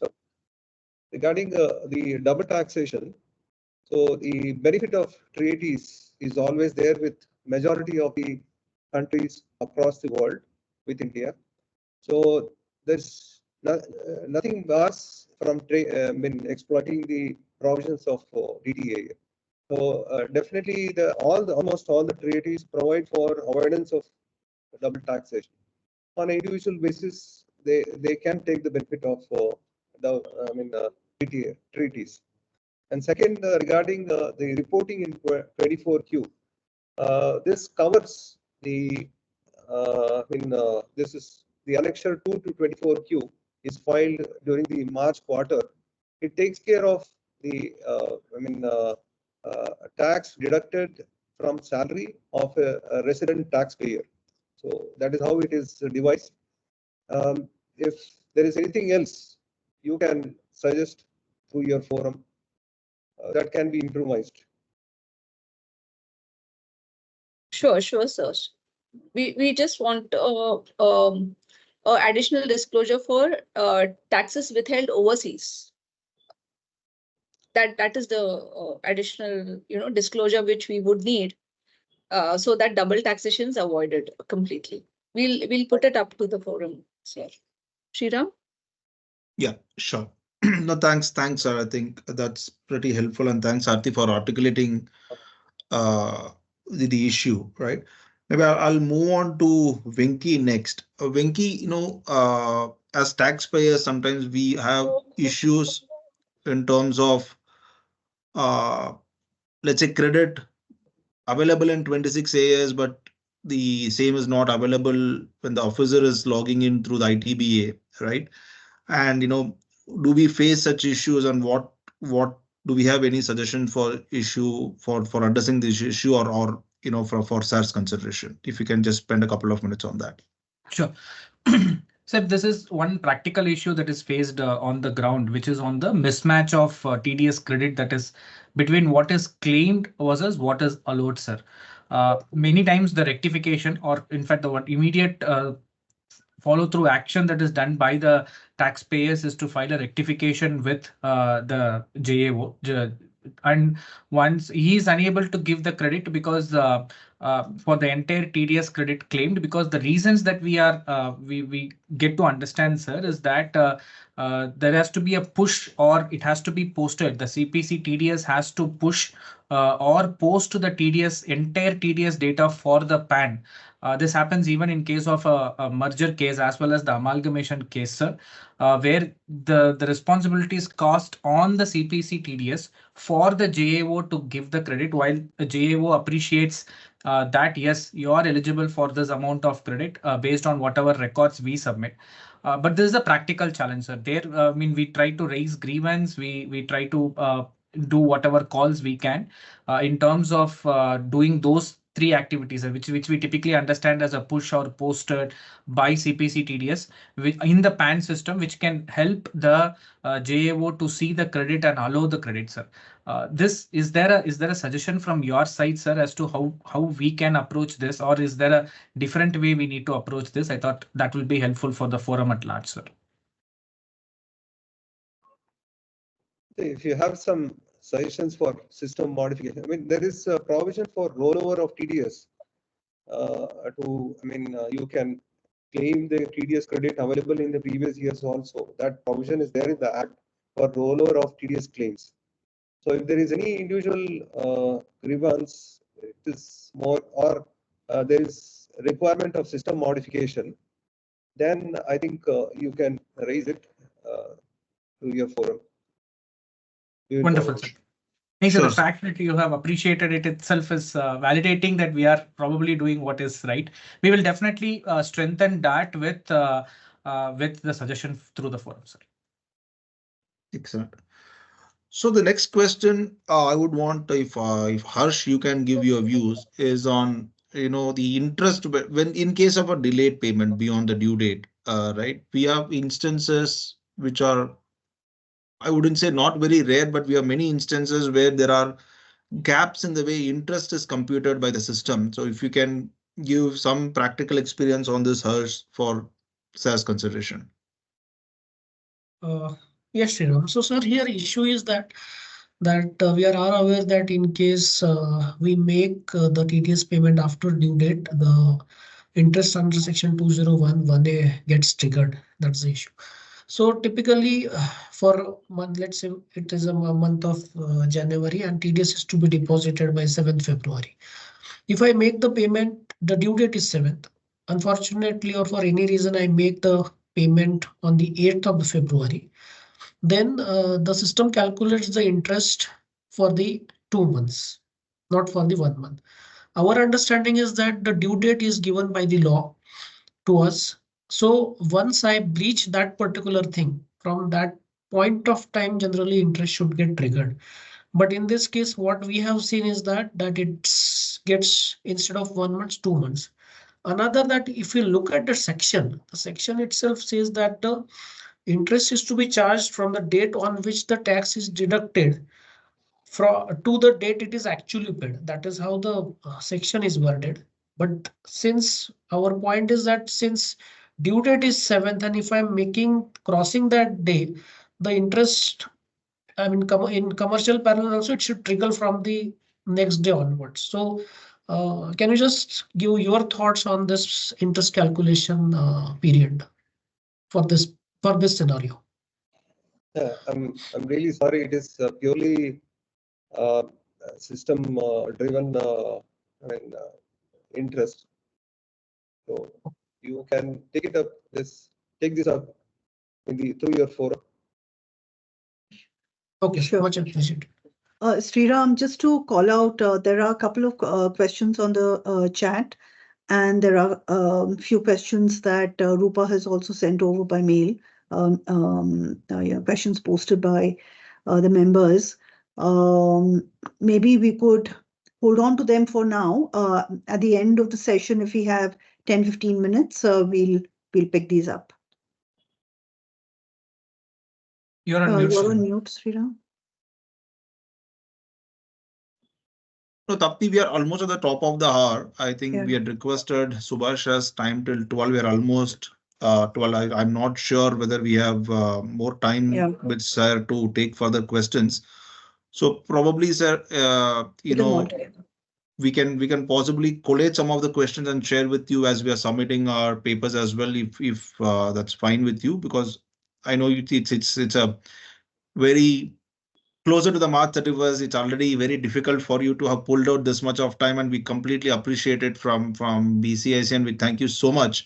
And some of the clarifications what you have given is helpful to the entire participants in the call, and which will help us. Like Shekhar said in the beginning, we are here all for compliance. We will do what is required under the law, and some of the clarifications you have provided is very clear. And you've also taken our inputs to be submitted on writing to you to take it forward for this of some of their commentations, which is very appreciated by the forum. And I would really want to thank you for taking out your time and spending with us. Thank you so much for your time, sir. I'll hand it over. If you have any closing remarks, Subash sir, for us.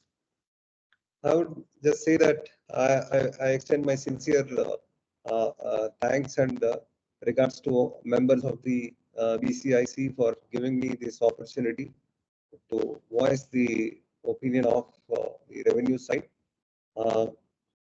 Thank you all again. Thank you so much, sir.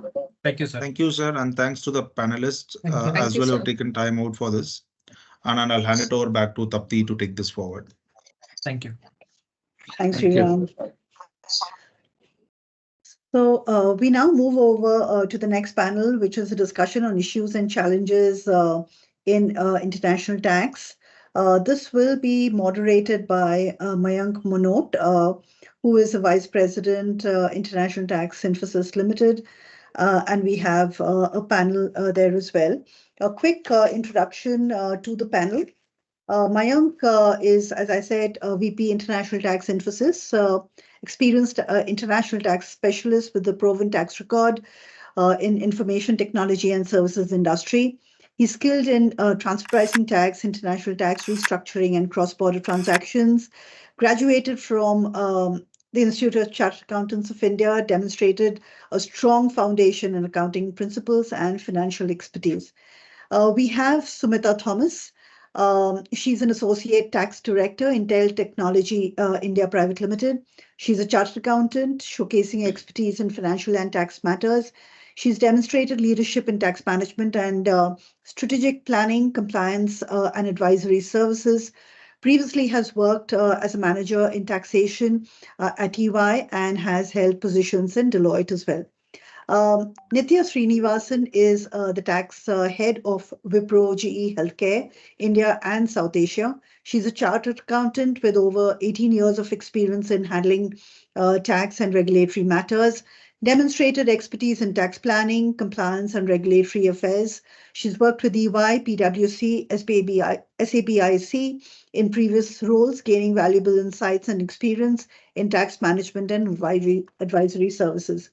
We have Mr. Vasan, MS Vasan, who is the Senior Vice President, Global Taxation of Hinduja Global Solutions, a professional with expertise in international tax and transfer pricing in particular, apart from other taxation areas, hands-on experience in the field of taxation, legal and compliance, commercial functions, and has worked in several sectors, including textiles, engineering, chemicals, life sciences, pharma, power, automobiles, IT, and ITES. He's authored several books on transfer pricing, audit practices, direct taxes, Ready Reckoner, and the Master Guide to Income Tax, which was published by LexisNexis India. He's negotiated with stat VAT authorities, income tax, IRS for corporate tax matters, cross-border dispute resolutions under international taxation, and transfer pricing audit, defending the tax positions. Over to you, Mayank, to provide us an overview and lead this panel. Thanks, Tapti. I hope you can all hear me. We can. Yeah, thanks. So thanks again, and good afternoon, everyone. So very interesting session on various domestic TDS issues, and I would like to thank again Subash sir and the panelists for their views and recommendations. I will now take up this issues on TDS on international tax, recent development and practical issues. I would also like to welcome again the panelists Nithya, Samti, and Vasan. So Shekhar has highlighted the issues with various issues with the sections, various subsections of income tax law, specifying different rate, different nature of transactions, thresholds, and things like that, which makes it very fairly complicated for us for the SSEs to apply right amount of tax for each transaction. And over the years, number of transactions subject to TDS is increasing day by day. Like Shekhar again told, every P&L item goes through TDS, right? So while it is important to widen the tax base, I think at the same time, the aspect of ease of doing business is also equally important. So with that, I would just like to talk some of the recent developments, which are probably relevant and important. One of the key recent development is the judgment of the MFN clause in double taxation avoidance agreement by the Honorable Supreme Court. There were two issues that were addressed by the court, that is the date of OECD membership and also the requirement of a separate notification. So I believe this decision has a lot of repercussion for many taxpayers. There are issues related to past assessments and things like that, and there could also be issues on availability of double tax credits in other member states, given that they've already allowed a lower tax rate based on the MFN clause earlier. So we'll discuss some of this with the panel members. The other development was about the increase in royalty rate in the last year budget, which was from 10% to 20%. Further, to avail the TT rate, the electronic form 10F was also made mandatory from April 23 for PAN based, and I think from October 23 for non-PAN based vendors. So this also continues to be a challenge from commercial perspective as well as administrative or operational perspective. And I think we'll talk about some of these things as well. There are other changes like changes in TCS rules from 1st October 23, where the tax rate had increased from 5% to 20% beyond the threshold. With that, I'll just move on to the panel members. So my first question to you, Nitya, given the context of this change in royalty rate, right? Availing treaty benefit is now more important, and along with this, there is also a requirement of electronic form 10F, which again comes with certain operational issues, like not getting OTP and things like that. There could also be some requirements for non-resident, to file returns, and they are a little bit kind of afraid of these kind of compliances. So what are your thoughts on this, Nitya? How do you see this? How is it impacting all of us? Nitya? Yeah, you're able to hear me, Mayank? Yeah, now we can hear you. Yes. Great. Thanks, Mayank, for a very thoughtful introduction to some of the issues that we are facing, and particularly, of course, this issue of withholding taxes from non-residents.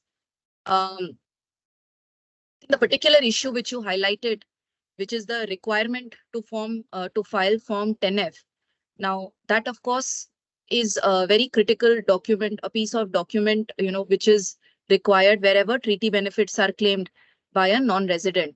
The requirement of the Form 10F, of course, comes from Section 90, subsection 5, and Section 90A, subsection 5, depending upon whether there is a treaty or not.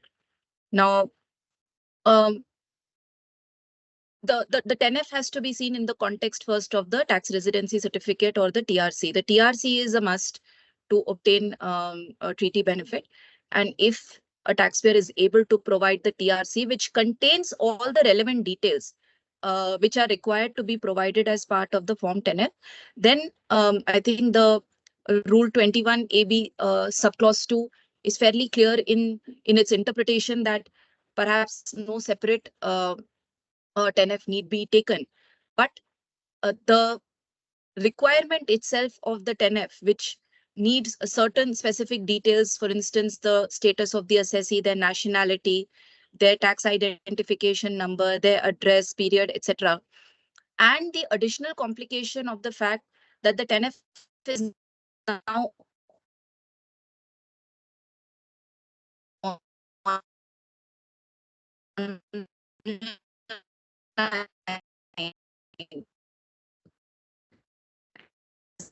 Nitya, we're losing you. Nitya, we're not being able to hear you very clearly. Do you want to switch off your video for? Not audible? Not audible. Nitya, you want to switch off your video? Yeah, I did that. Is it any better now after having yes, it is switched better. off my video? Yeah. Yeah, my much better. apologies. I think Airtel has decided not to cooperate, but if it is better now, at least I can continue better. speaking. It is better, Nitya. All Maybe right, great. for the sake of repetition, maybe you'll have to just go back a bit, and then, because I think almost for a minute we lost you. Oh, okay. My apologies. Let me repeat again, and apologies for that as well. But the point about the Form 10F contextually is vis-a-vis the tax residency certificate. Now, the tax residency certificate or the TRC is a must for claiming of treaty relief. But where a taxpayer does not have a tax residency certificate or the TRC does not have the relevant details which are required to be provided to the government, then of course the 10F can be given. The complexity of the 10F arose, I think, when it was made online. And there was a stipulation that now the 10F must be filed online only. At that time, practical challenges have been faced by taxpayers. So already there was this complexity of obtaining the 10F, now the complexity of obtaining it online. And of course, the one challenge which has been highlighted is the OTP that is to be received for an online filing. I think the specific recommendation that as a team we would like to make is whether this OTP process can be modified to something simpler, possibly and an email-based OTP, or maybe a methodology whereby a resident could be considered with either the phone number or the contact details, basis which the OTP, if at all necessary, could be issued. Was one practical solution which was offered as a means to try and mitigate the challenge that is being faced vis-a-vis the online filing of the Form 10F. I'll pause here. There are a few others, but I'll pause here if there is a question or a comment from the larger panel or the audience. Otherwise, we can go on to a couple of other issues. Vasan, do you want to add anything? Yeah, so on the 10F, once again, it is stipulated by India only. So the obligation to be met, if it is by the non-resident as well, there should be an equivalent provision in the other country as well, so that we both are on the same page. See, double tax treaty avoidance itself is more from a fiscal and economic perspective between two countries.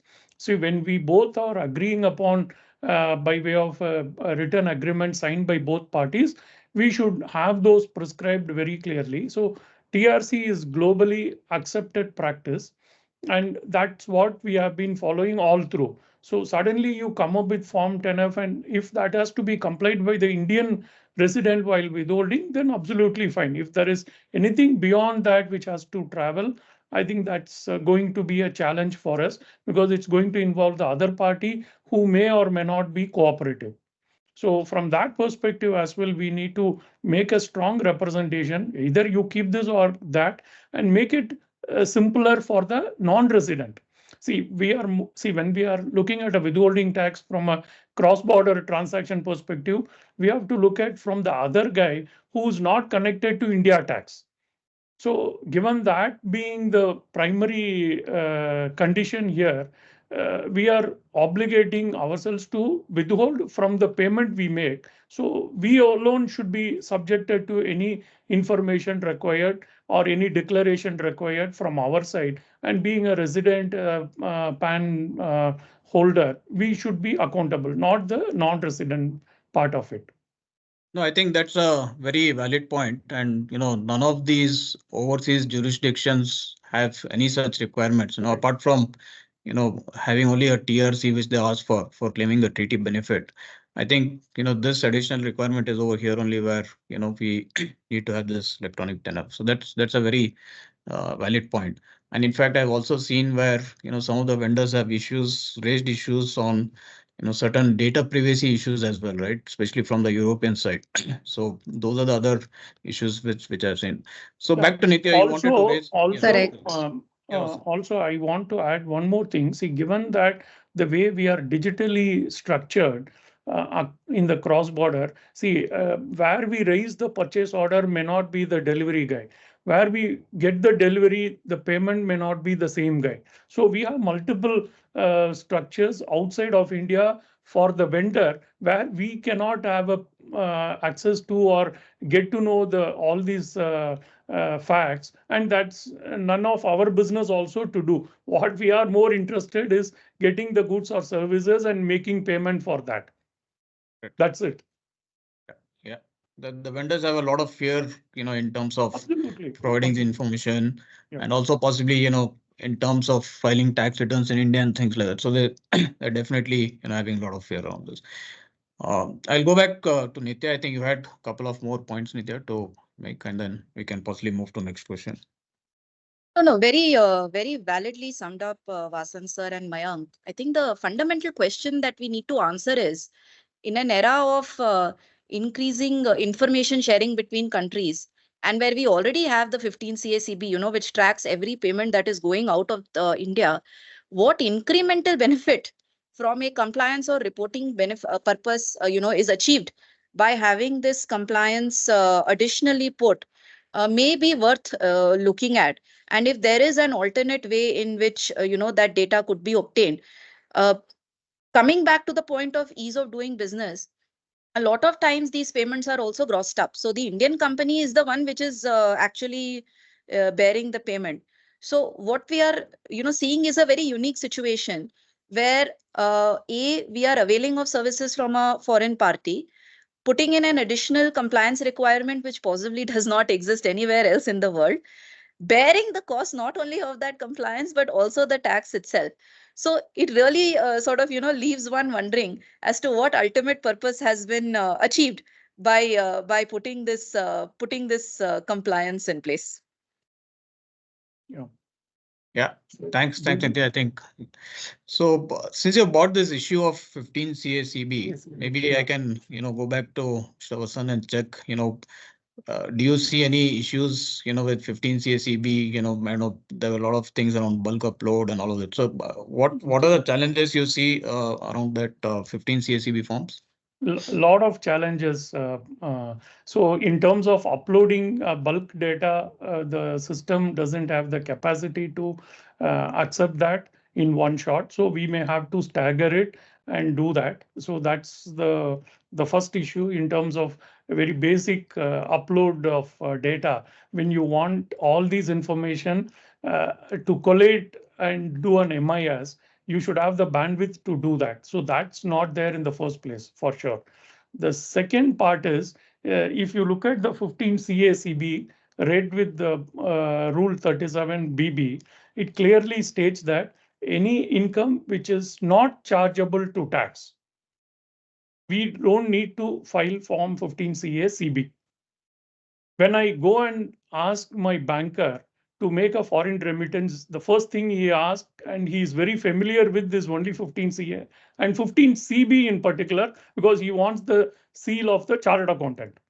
And whether the chartered accountant is the chartered accountant or has the genuine membership or nothing, they want a seal sign and then give it to them, upload it. So that's what they are very much particular about, which the law doesn't prescribe. So maybe we can represent to the commissionerate through them to the CBDT, saying that, no, why don't you issue a clarificatory circular to the banks rather than to me, to the banks, so that they know for sure less than 5 lakhs, there is no need for them to have this filed, except for 15 CA Part C, where we are going to disclose all these details of who's the receiver, what is the nature of business, all those things, and we are going to say it is below limit. So that is the first thing, and CB is not required at all in the first place. So this has to be brought in, and there are few services which are not subject to withholding tax also. Also, we need to educate them. Once again, there can always be a call out that no, it is subjective. See, we are not talking of the subjective activities, like whether it is subject to withholding tax or not, whether that's a reimbursement which is zero rated or not. So those all definitely we are with the department that we need to get the 15 CB file, and we also want to be more compliant. See, it's not that no, we don't want to be compliant, but where the law is prescribed, we want that to be followed in true spirit, so that we are able to abide by the law what is prescribed to us. Right. Yeah, no, agree with that. So I think this is one of the other point which should possibly form part of our recommendations. I will now move on to Sumita. So Sumita, there's a lot of discussion around this MFN judgment. The High Court had earlier given, Delhi High Court, I think, had given favorable decisions, and now the Supreme Court has given the judgment on both the issues in terms of the date of OECD membership and separate notification, so on.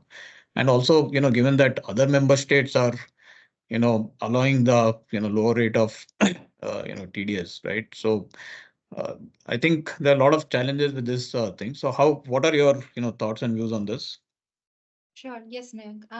So this is a very interesting judgment, and I think this is one of those few recent judgments where the Supreme Court has taken a position or come out with a ruling which is different from the lower courts, as well as opinions of legal experts, as well as legal counsel, and certainly long-standing positions. Some of these positions are long-standing. So without getting into the technical aspects of this case, because I know that's been discussed at length already, what I wanted to touch upon are three things from a procedural standpoint.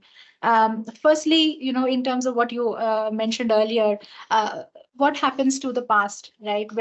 Because withholding tax is transactional based, and the transactions have already taken place. Now, I can understand in case of assessees where this issue has been raised and it's going through the regular judicial proceedings route. I understand that there's a different path for it. But when it comes to other assessees who would have taken a similar position but not been challenged, when such a decision comes out, what we see is a slew of notices, inquiries, investigations, you name it, for finding out whether there are other assessees that could also be brought into the tax net through this decision. So what happens to the past in terms of transactions already done, payments already made, and the foreign entity has already claimed credit if there has been a tax deducted at source here in India. So those are the procedural pain points that can come up. And so when it comes to these kind of decisions, I think there has to be a broad understanding between industry and the administration that let's not revisit the past, right? These should always be prospectively. So yes, the Supreme Court decision is the rule of the, it's the law of the land, and with all due respect, has to be followed. But it should be prospective and not retrospective, and kind of ease the pain that otherwise companies would go through. So even from a tax uncertainty standpoint. So that's number one point that I wanted to bring up, right? The second point really is the dispute resolution mechanism in the country. How long it takes for some of these key decisions to come up with. We have lower courts that have already have already ruled in favor of the assessees. But then what happens is when the revenue appeals against that to the Supreme Court, other assessees who have similar, not the same transaction, but similar transactions, right? Those also get pulled into a litigation on account of this issue. And what we hear is, there is a matter already pending before the Supreme Court, and so the revenue doesn't give the benefit of doubt to other assessees as well. So the decisions of the lower court sometimes do not have any value, and it's only the Supreme Court decision that somehow is implemented, and hence why does it take that long, right? We need to have, no business would like to go through such a long period of uncertainty. And so the policy making bodies have to step in. They have to see that if there is an issue that has become such a litigated issue, and there are other assessees also getting pulled into this, right? This is a big issue affecting industry. Let's not wait till this goes all the way to the Supreme Court. So there has to be an alternative dispute mechanism, which unfortunately, I don't think is present today, that we can, there are some of these that come once in a while, but certainly not as regular practice. So that would be a second point. And lastly, to wrap up, if the tables were turned, right, again on procedural aspect, if this was a favorable decision, while the revenue, when there is a decision that favors them, you see a lot of energy in implementing that, right? Notices being issued, demand orders being issued. But what happens when it's the other way around? When there is a assessee favorable decision, there is a long way that the taxpayer has to go to get that demanded money back, right? The taxpayer would have paid all the entire demand, but to get that refund back, it's a long haul. And so even after a Supreme Court decision, the journey doesn't end. So my point here is, that same alacrity should be shown. The speed with which a demand order goes out, that should be the same speed with which a refund also goes out when a decision is favorable to the SSE. So those would be my three main callouts on this matter, Mayank. Thanks, Sumita. I think that's really interesting perspective, right? And in fact, from all the duration that you spoke about, right, from various courts till the Supreme Court, now, when as we speak, it's still pending as a, review petition. So we still need to see what's the final thing from there. And of course, again, past issues are, very important. And then the third point is also equally important in terms of, how, other situations in terms of refunds, should be treated similarly. Nitya, Vasant, do you want to add anything on this? Yeah, of course, this is one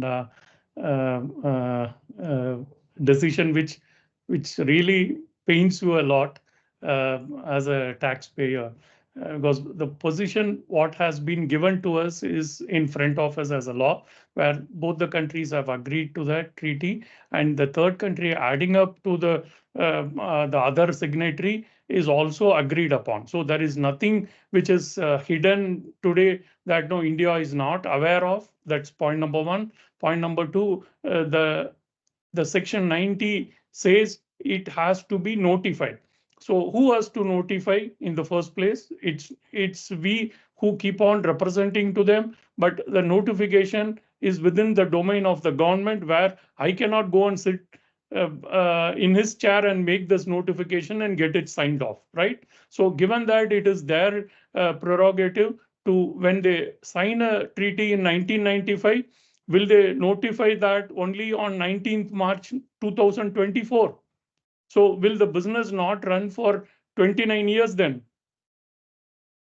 applying the maximum rate? So these all are the real challenges for us as a taxpayer. So when my counterpart is asking me from Spain, what will be my answer? What should I deduct? Whether I should deduct 20 or 10?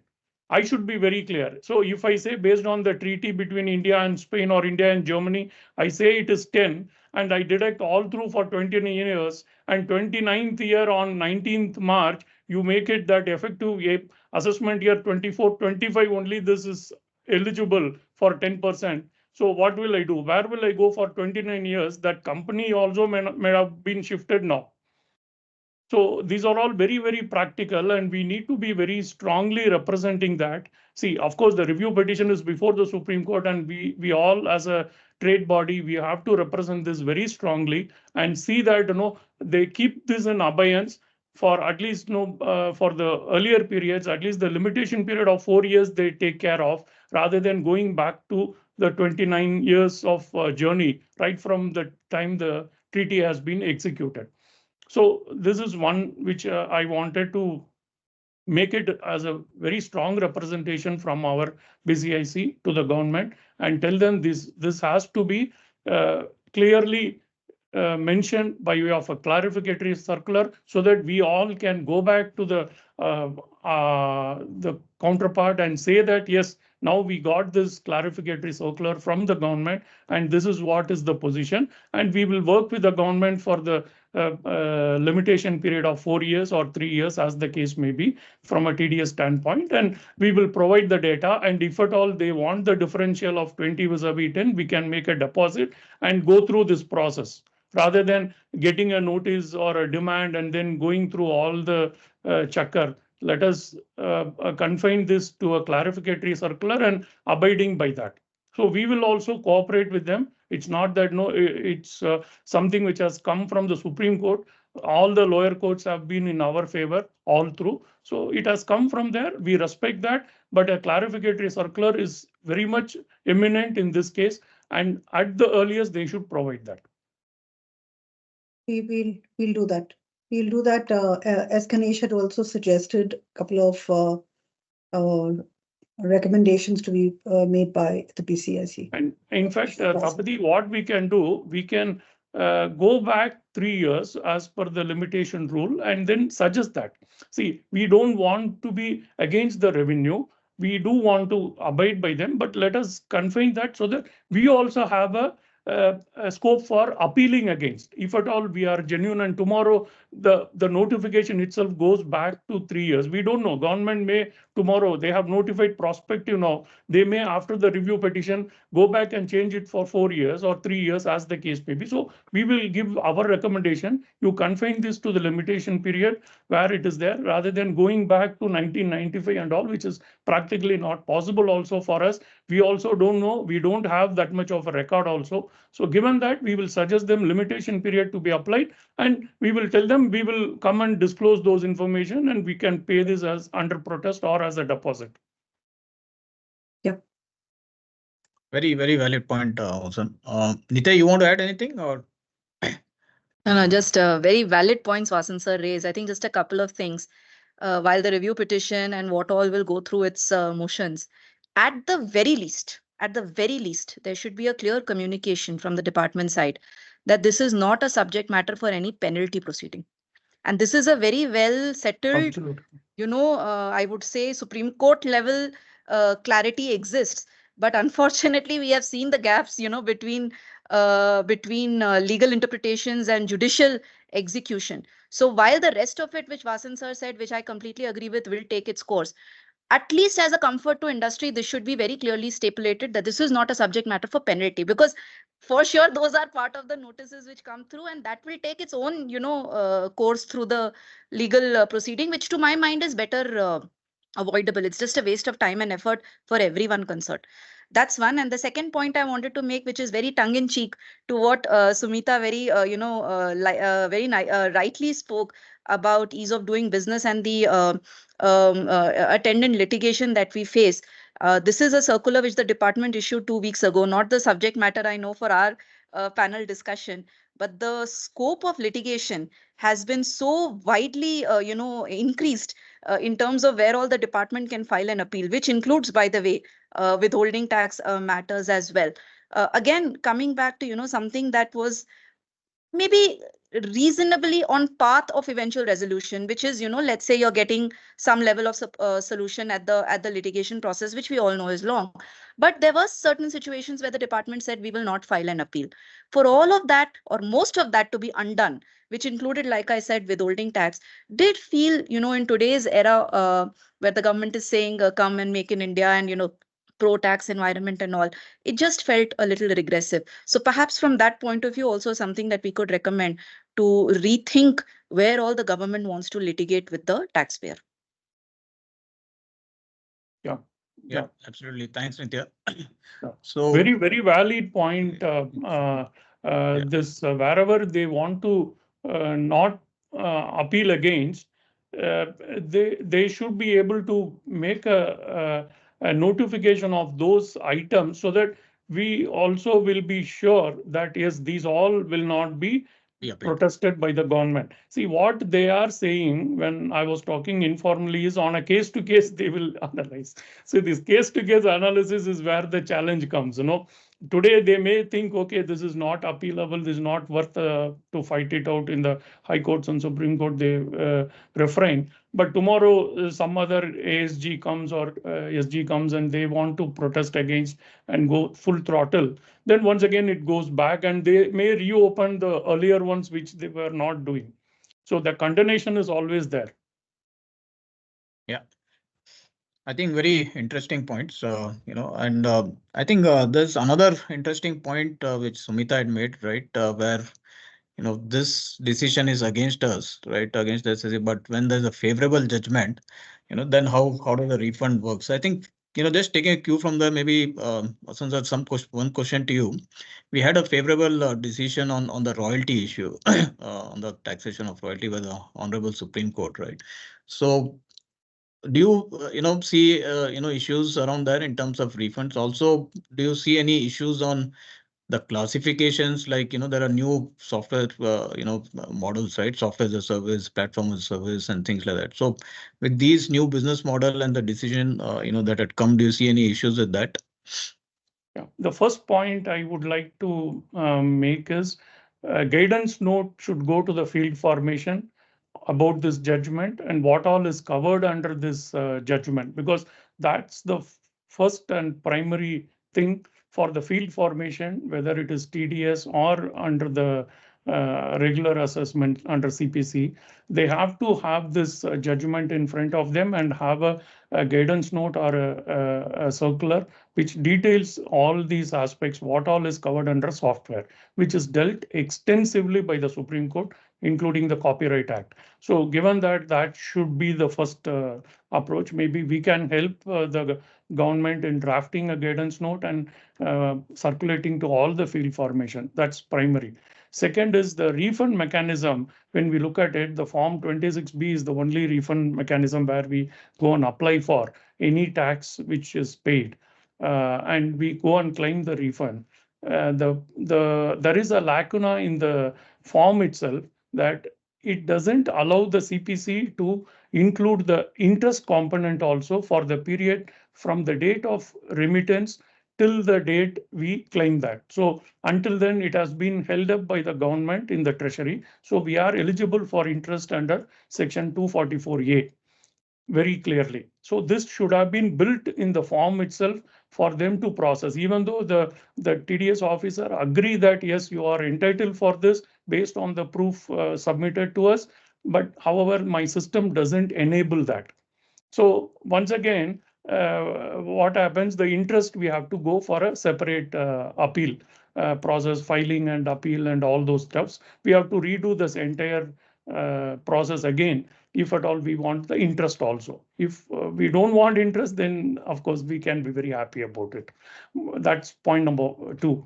Point number 3, when we look at when they go and grant the refund, as Sumita rightly said, they should also be equally proactive in processing that. I was really very happy to hear that statement from her, that the refund when they give, they go back to the past demands. When they go back to the past demands, it doesn't mean the income tax alone, the TDS also. And TDS in that we have, they can go back to 2004, 5, 5, 6 and all, where it is showing up in the system for a payroll TDS under 192 or any other matter which is lying there as a demand. They say they can't process this refund. They ask us to get a no objection certificate from the respective AO before they process this refund. And this is a separate activity which has come out of a Supreme Court decision in our favor. And this has to be dealt separately rather than getting that clubbed with other aspects. But they do have a common form only for refund, wherein they don't have a segregation between other refunds and the demands which are existing for the taxpayer. So these all have to be brought to the notice of the government, and a suitable notification has to be drawn from the CBDT so that we can get this money back, whatever has been paid in the past at 15, 20, whatever percentage we have paid.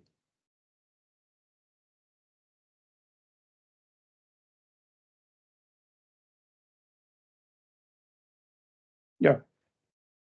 Mayank, you're on mute, huh? Yeah, you're on mute. Oh, sorry. Now just saying, do you want to add anything from your end, Nitya, Sumita? No, I think we all have the same pains. So the question is, what can we do to try and minimize each other's pain, Right. really? Yeah. Okay, I'll just move on to the next question. With this, amendments that had recently happened on the TCS side, right, where AD is now required to collect and deposit TCS at 20% instead of the existing, which was that concessional rate of 5%. I think there are certain issues on ESOP now. The employees' contribution made from their post-tax salary income for purchase of shares under the ESPP in excess of the 7 lakh threshold against the PAN of each employee. So this is, irrespective of that, there is, this is what is already subject to TDS as a salary income. So to that extent, there is a cash flow issue. While, the employees can claim this TCS back, but there is immediate cash flow issues with, both TCS and TDS coming together. So maybe I'll come to you, Sumita. Do you have any thoughts on this? With both being, getting applicable.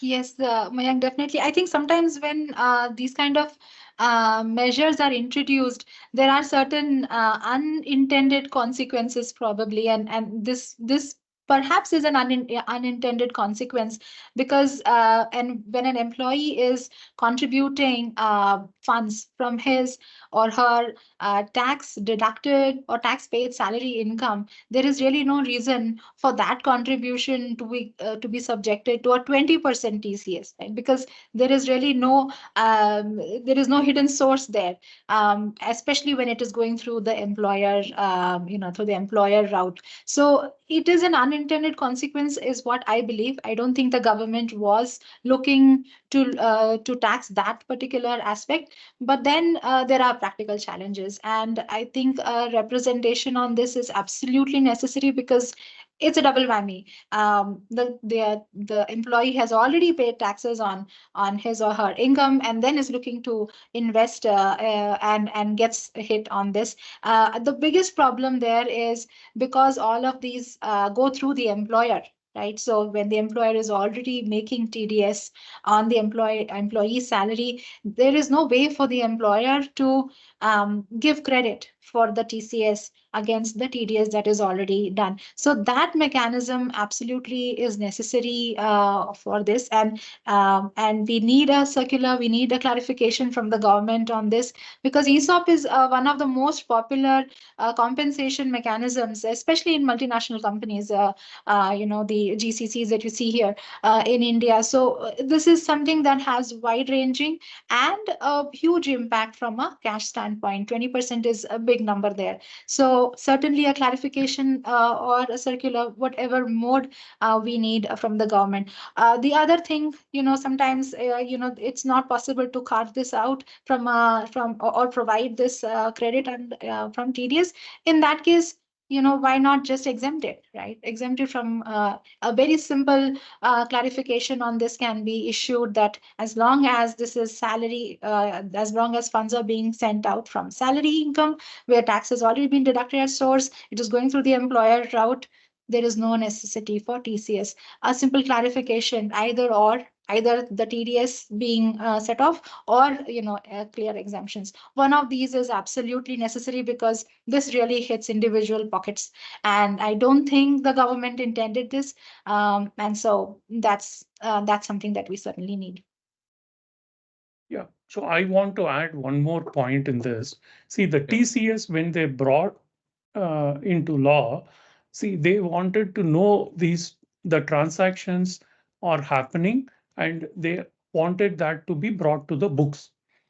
The intent was that when they brought the TCS. So here, I am fully with Sumita that when the TDS is already suffered for a transaction, why one more TCS should be enabled, that too when both are under the garb of the employer who is responsible for TDS as well as TCS. So given that we can always represent, this should be an anomaly only.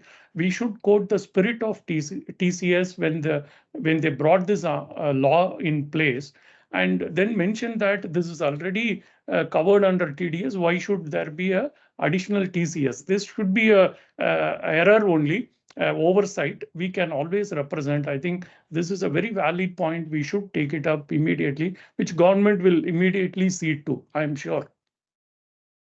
Sure. Thanks. So I think, that's an important point to possibly. Yeah, go ahead, Nitya. Sorry, you wanted to make So a just point. one point. Just one point. And although I think Sumita and Vasan sir have captured everything, this is more from a reporting point of view. If an employee receives an ESOP, so there is a mandatory obligation because you're technically receiving a foreign asset. And that is a very stringent reporting requirement. And if I am not mistaken, there is a 10 lakh penalty which is automatic if that is not reported in correct and in a timely manner. Now that's very harsh. I agree, ignorance of law is no excuse, but maybe the solution is better dissemination of this particular reporting requirement, because a lot of people were not aware of it, and until the penalty notices actually came to them. So possibly, a dissemination mechanism would merit here, that people know that there is a very stringent reporting obligation cast upon any ESOP that is received. Right. And that's also a very valid point, I think. I think, we have very few minutes left. Maybe we can open up for, some questions from all the other members who have joined. And maybe after that, I can just summarize these few points which we have kind of, gathered to.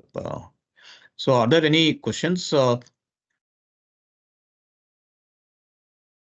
anyone want to take up? Maybe just some comments that I'll call out from related to the international tax piece that we should work on from the BCIC. One is TDS software for automatic filing. Maybe that's a recommendation we should add in. TDS on imported software for trading in India. Can anybody comment on that one? How do you treat? What would be the TDS implications for importing software for trading in India? Any of you want to take a stab at that? Vasanthar, you want to go ahead?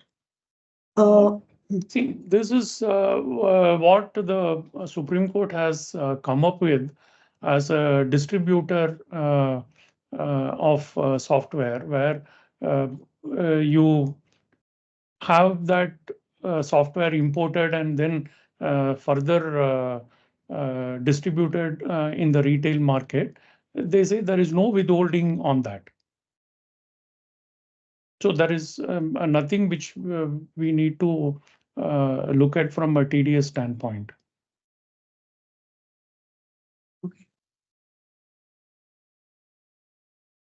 And if it is not for further exploitation, then that is absolutely fine. So this is what, as long as the copyright is retained there and the original manufacturer or the owner, and then further distributed, then there is no issue there.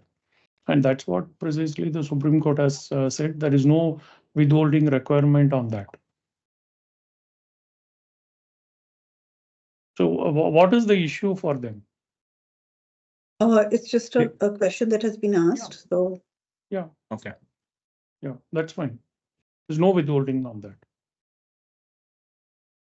Are there any other questions, Tapti, that has come up?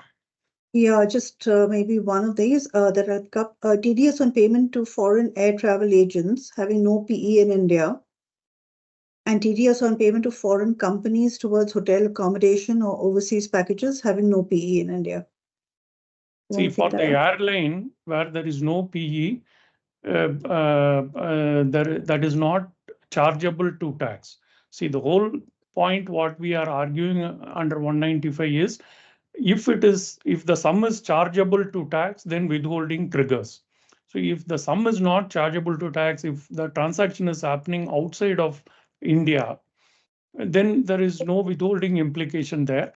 However, if the Indian company is making that payment and the services are utilized by the Indian company, then yes, there will be a withholding tax on that. Thanks. That has to be looked at whether it is a fee for technical service or fee for included service, and then we have to apply. So that's once again subject to based on the facts of the each case. If it is simple ticketing, it is not subject to withholding. If there is a service fee attached to that and they make a composite billing without distinguishing both, then it would be subject to withholding as applicable. Okay, any other comments? Then I'll take it to the next question then. The next question is on TDS in case of import of warranty services.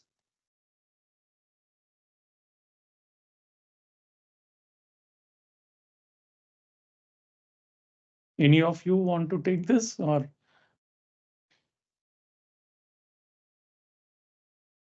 So I'm not very clear about the context of the warranty See, services that are if the- required in this case. If Yeah. the warranty is for the goods, then it goes along with the goods. There is no withholding. If it is a service which is carried out in India by the foreign company, then yes, there would be a withholding on that. If they come down here, for example, during warranty period for an aircraft, for example, they come and do some servicing here, then that is subject to withholding for sure.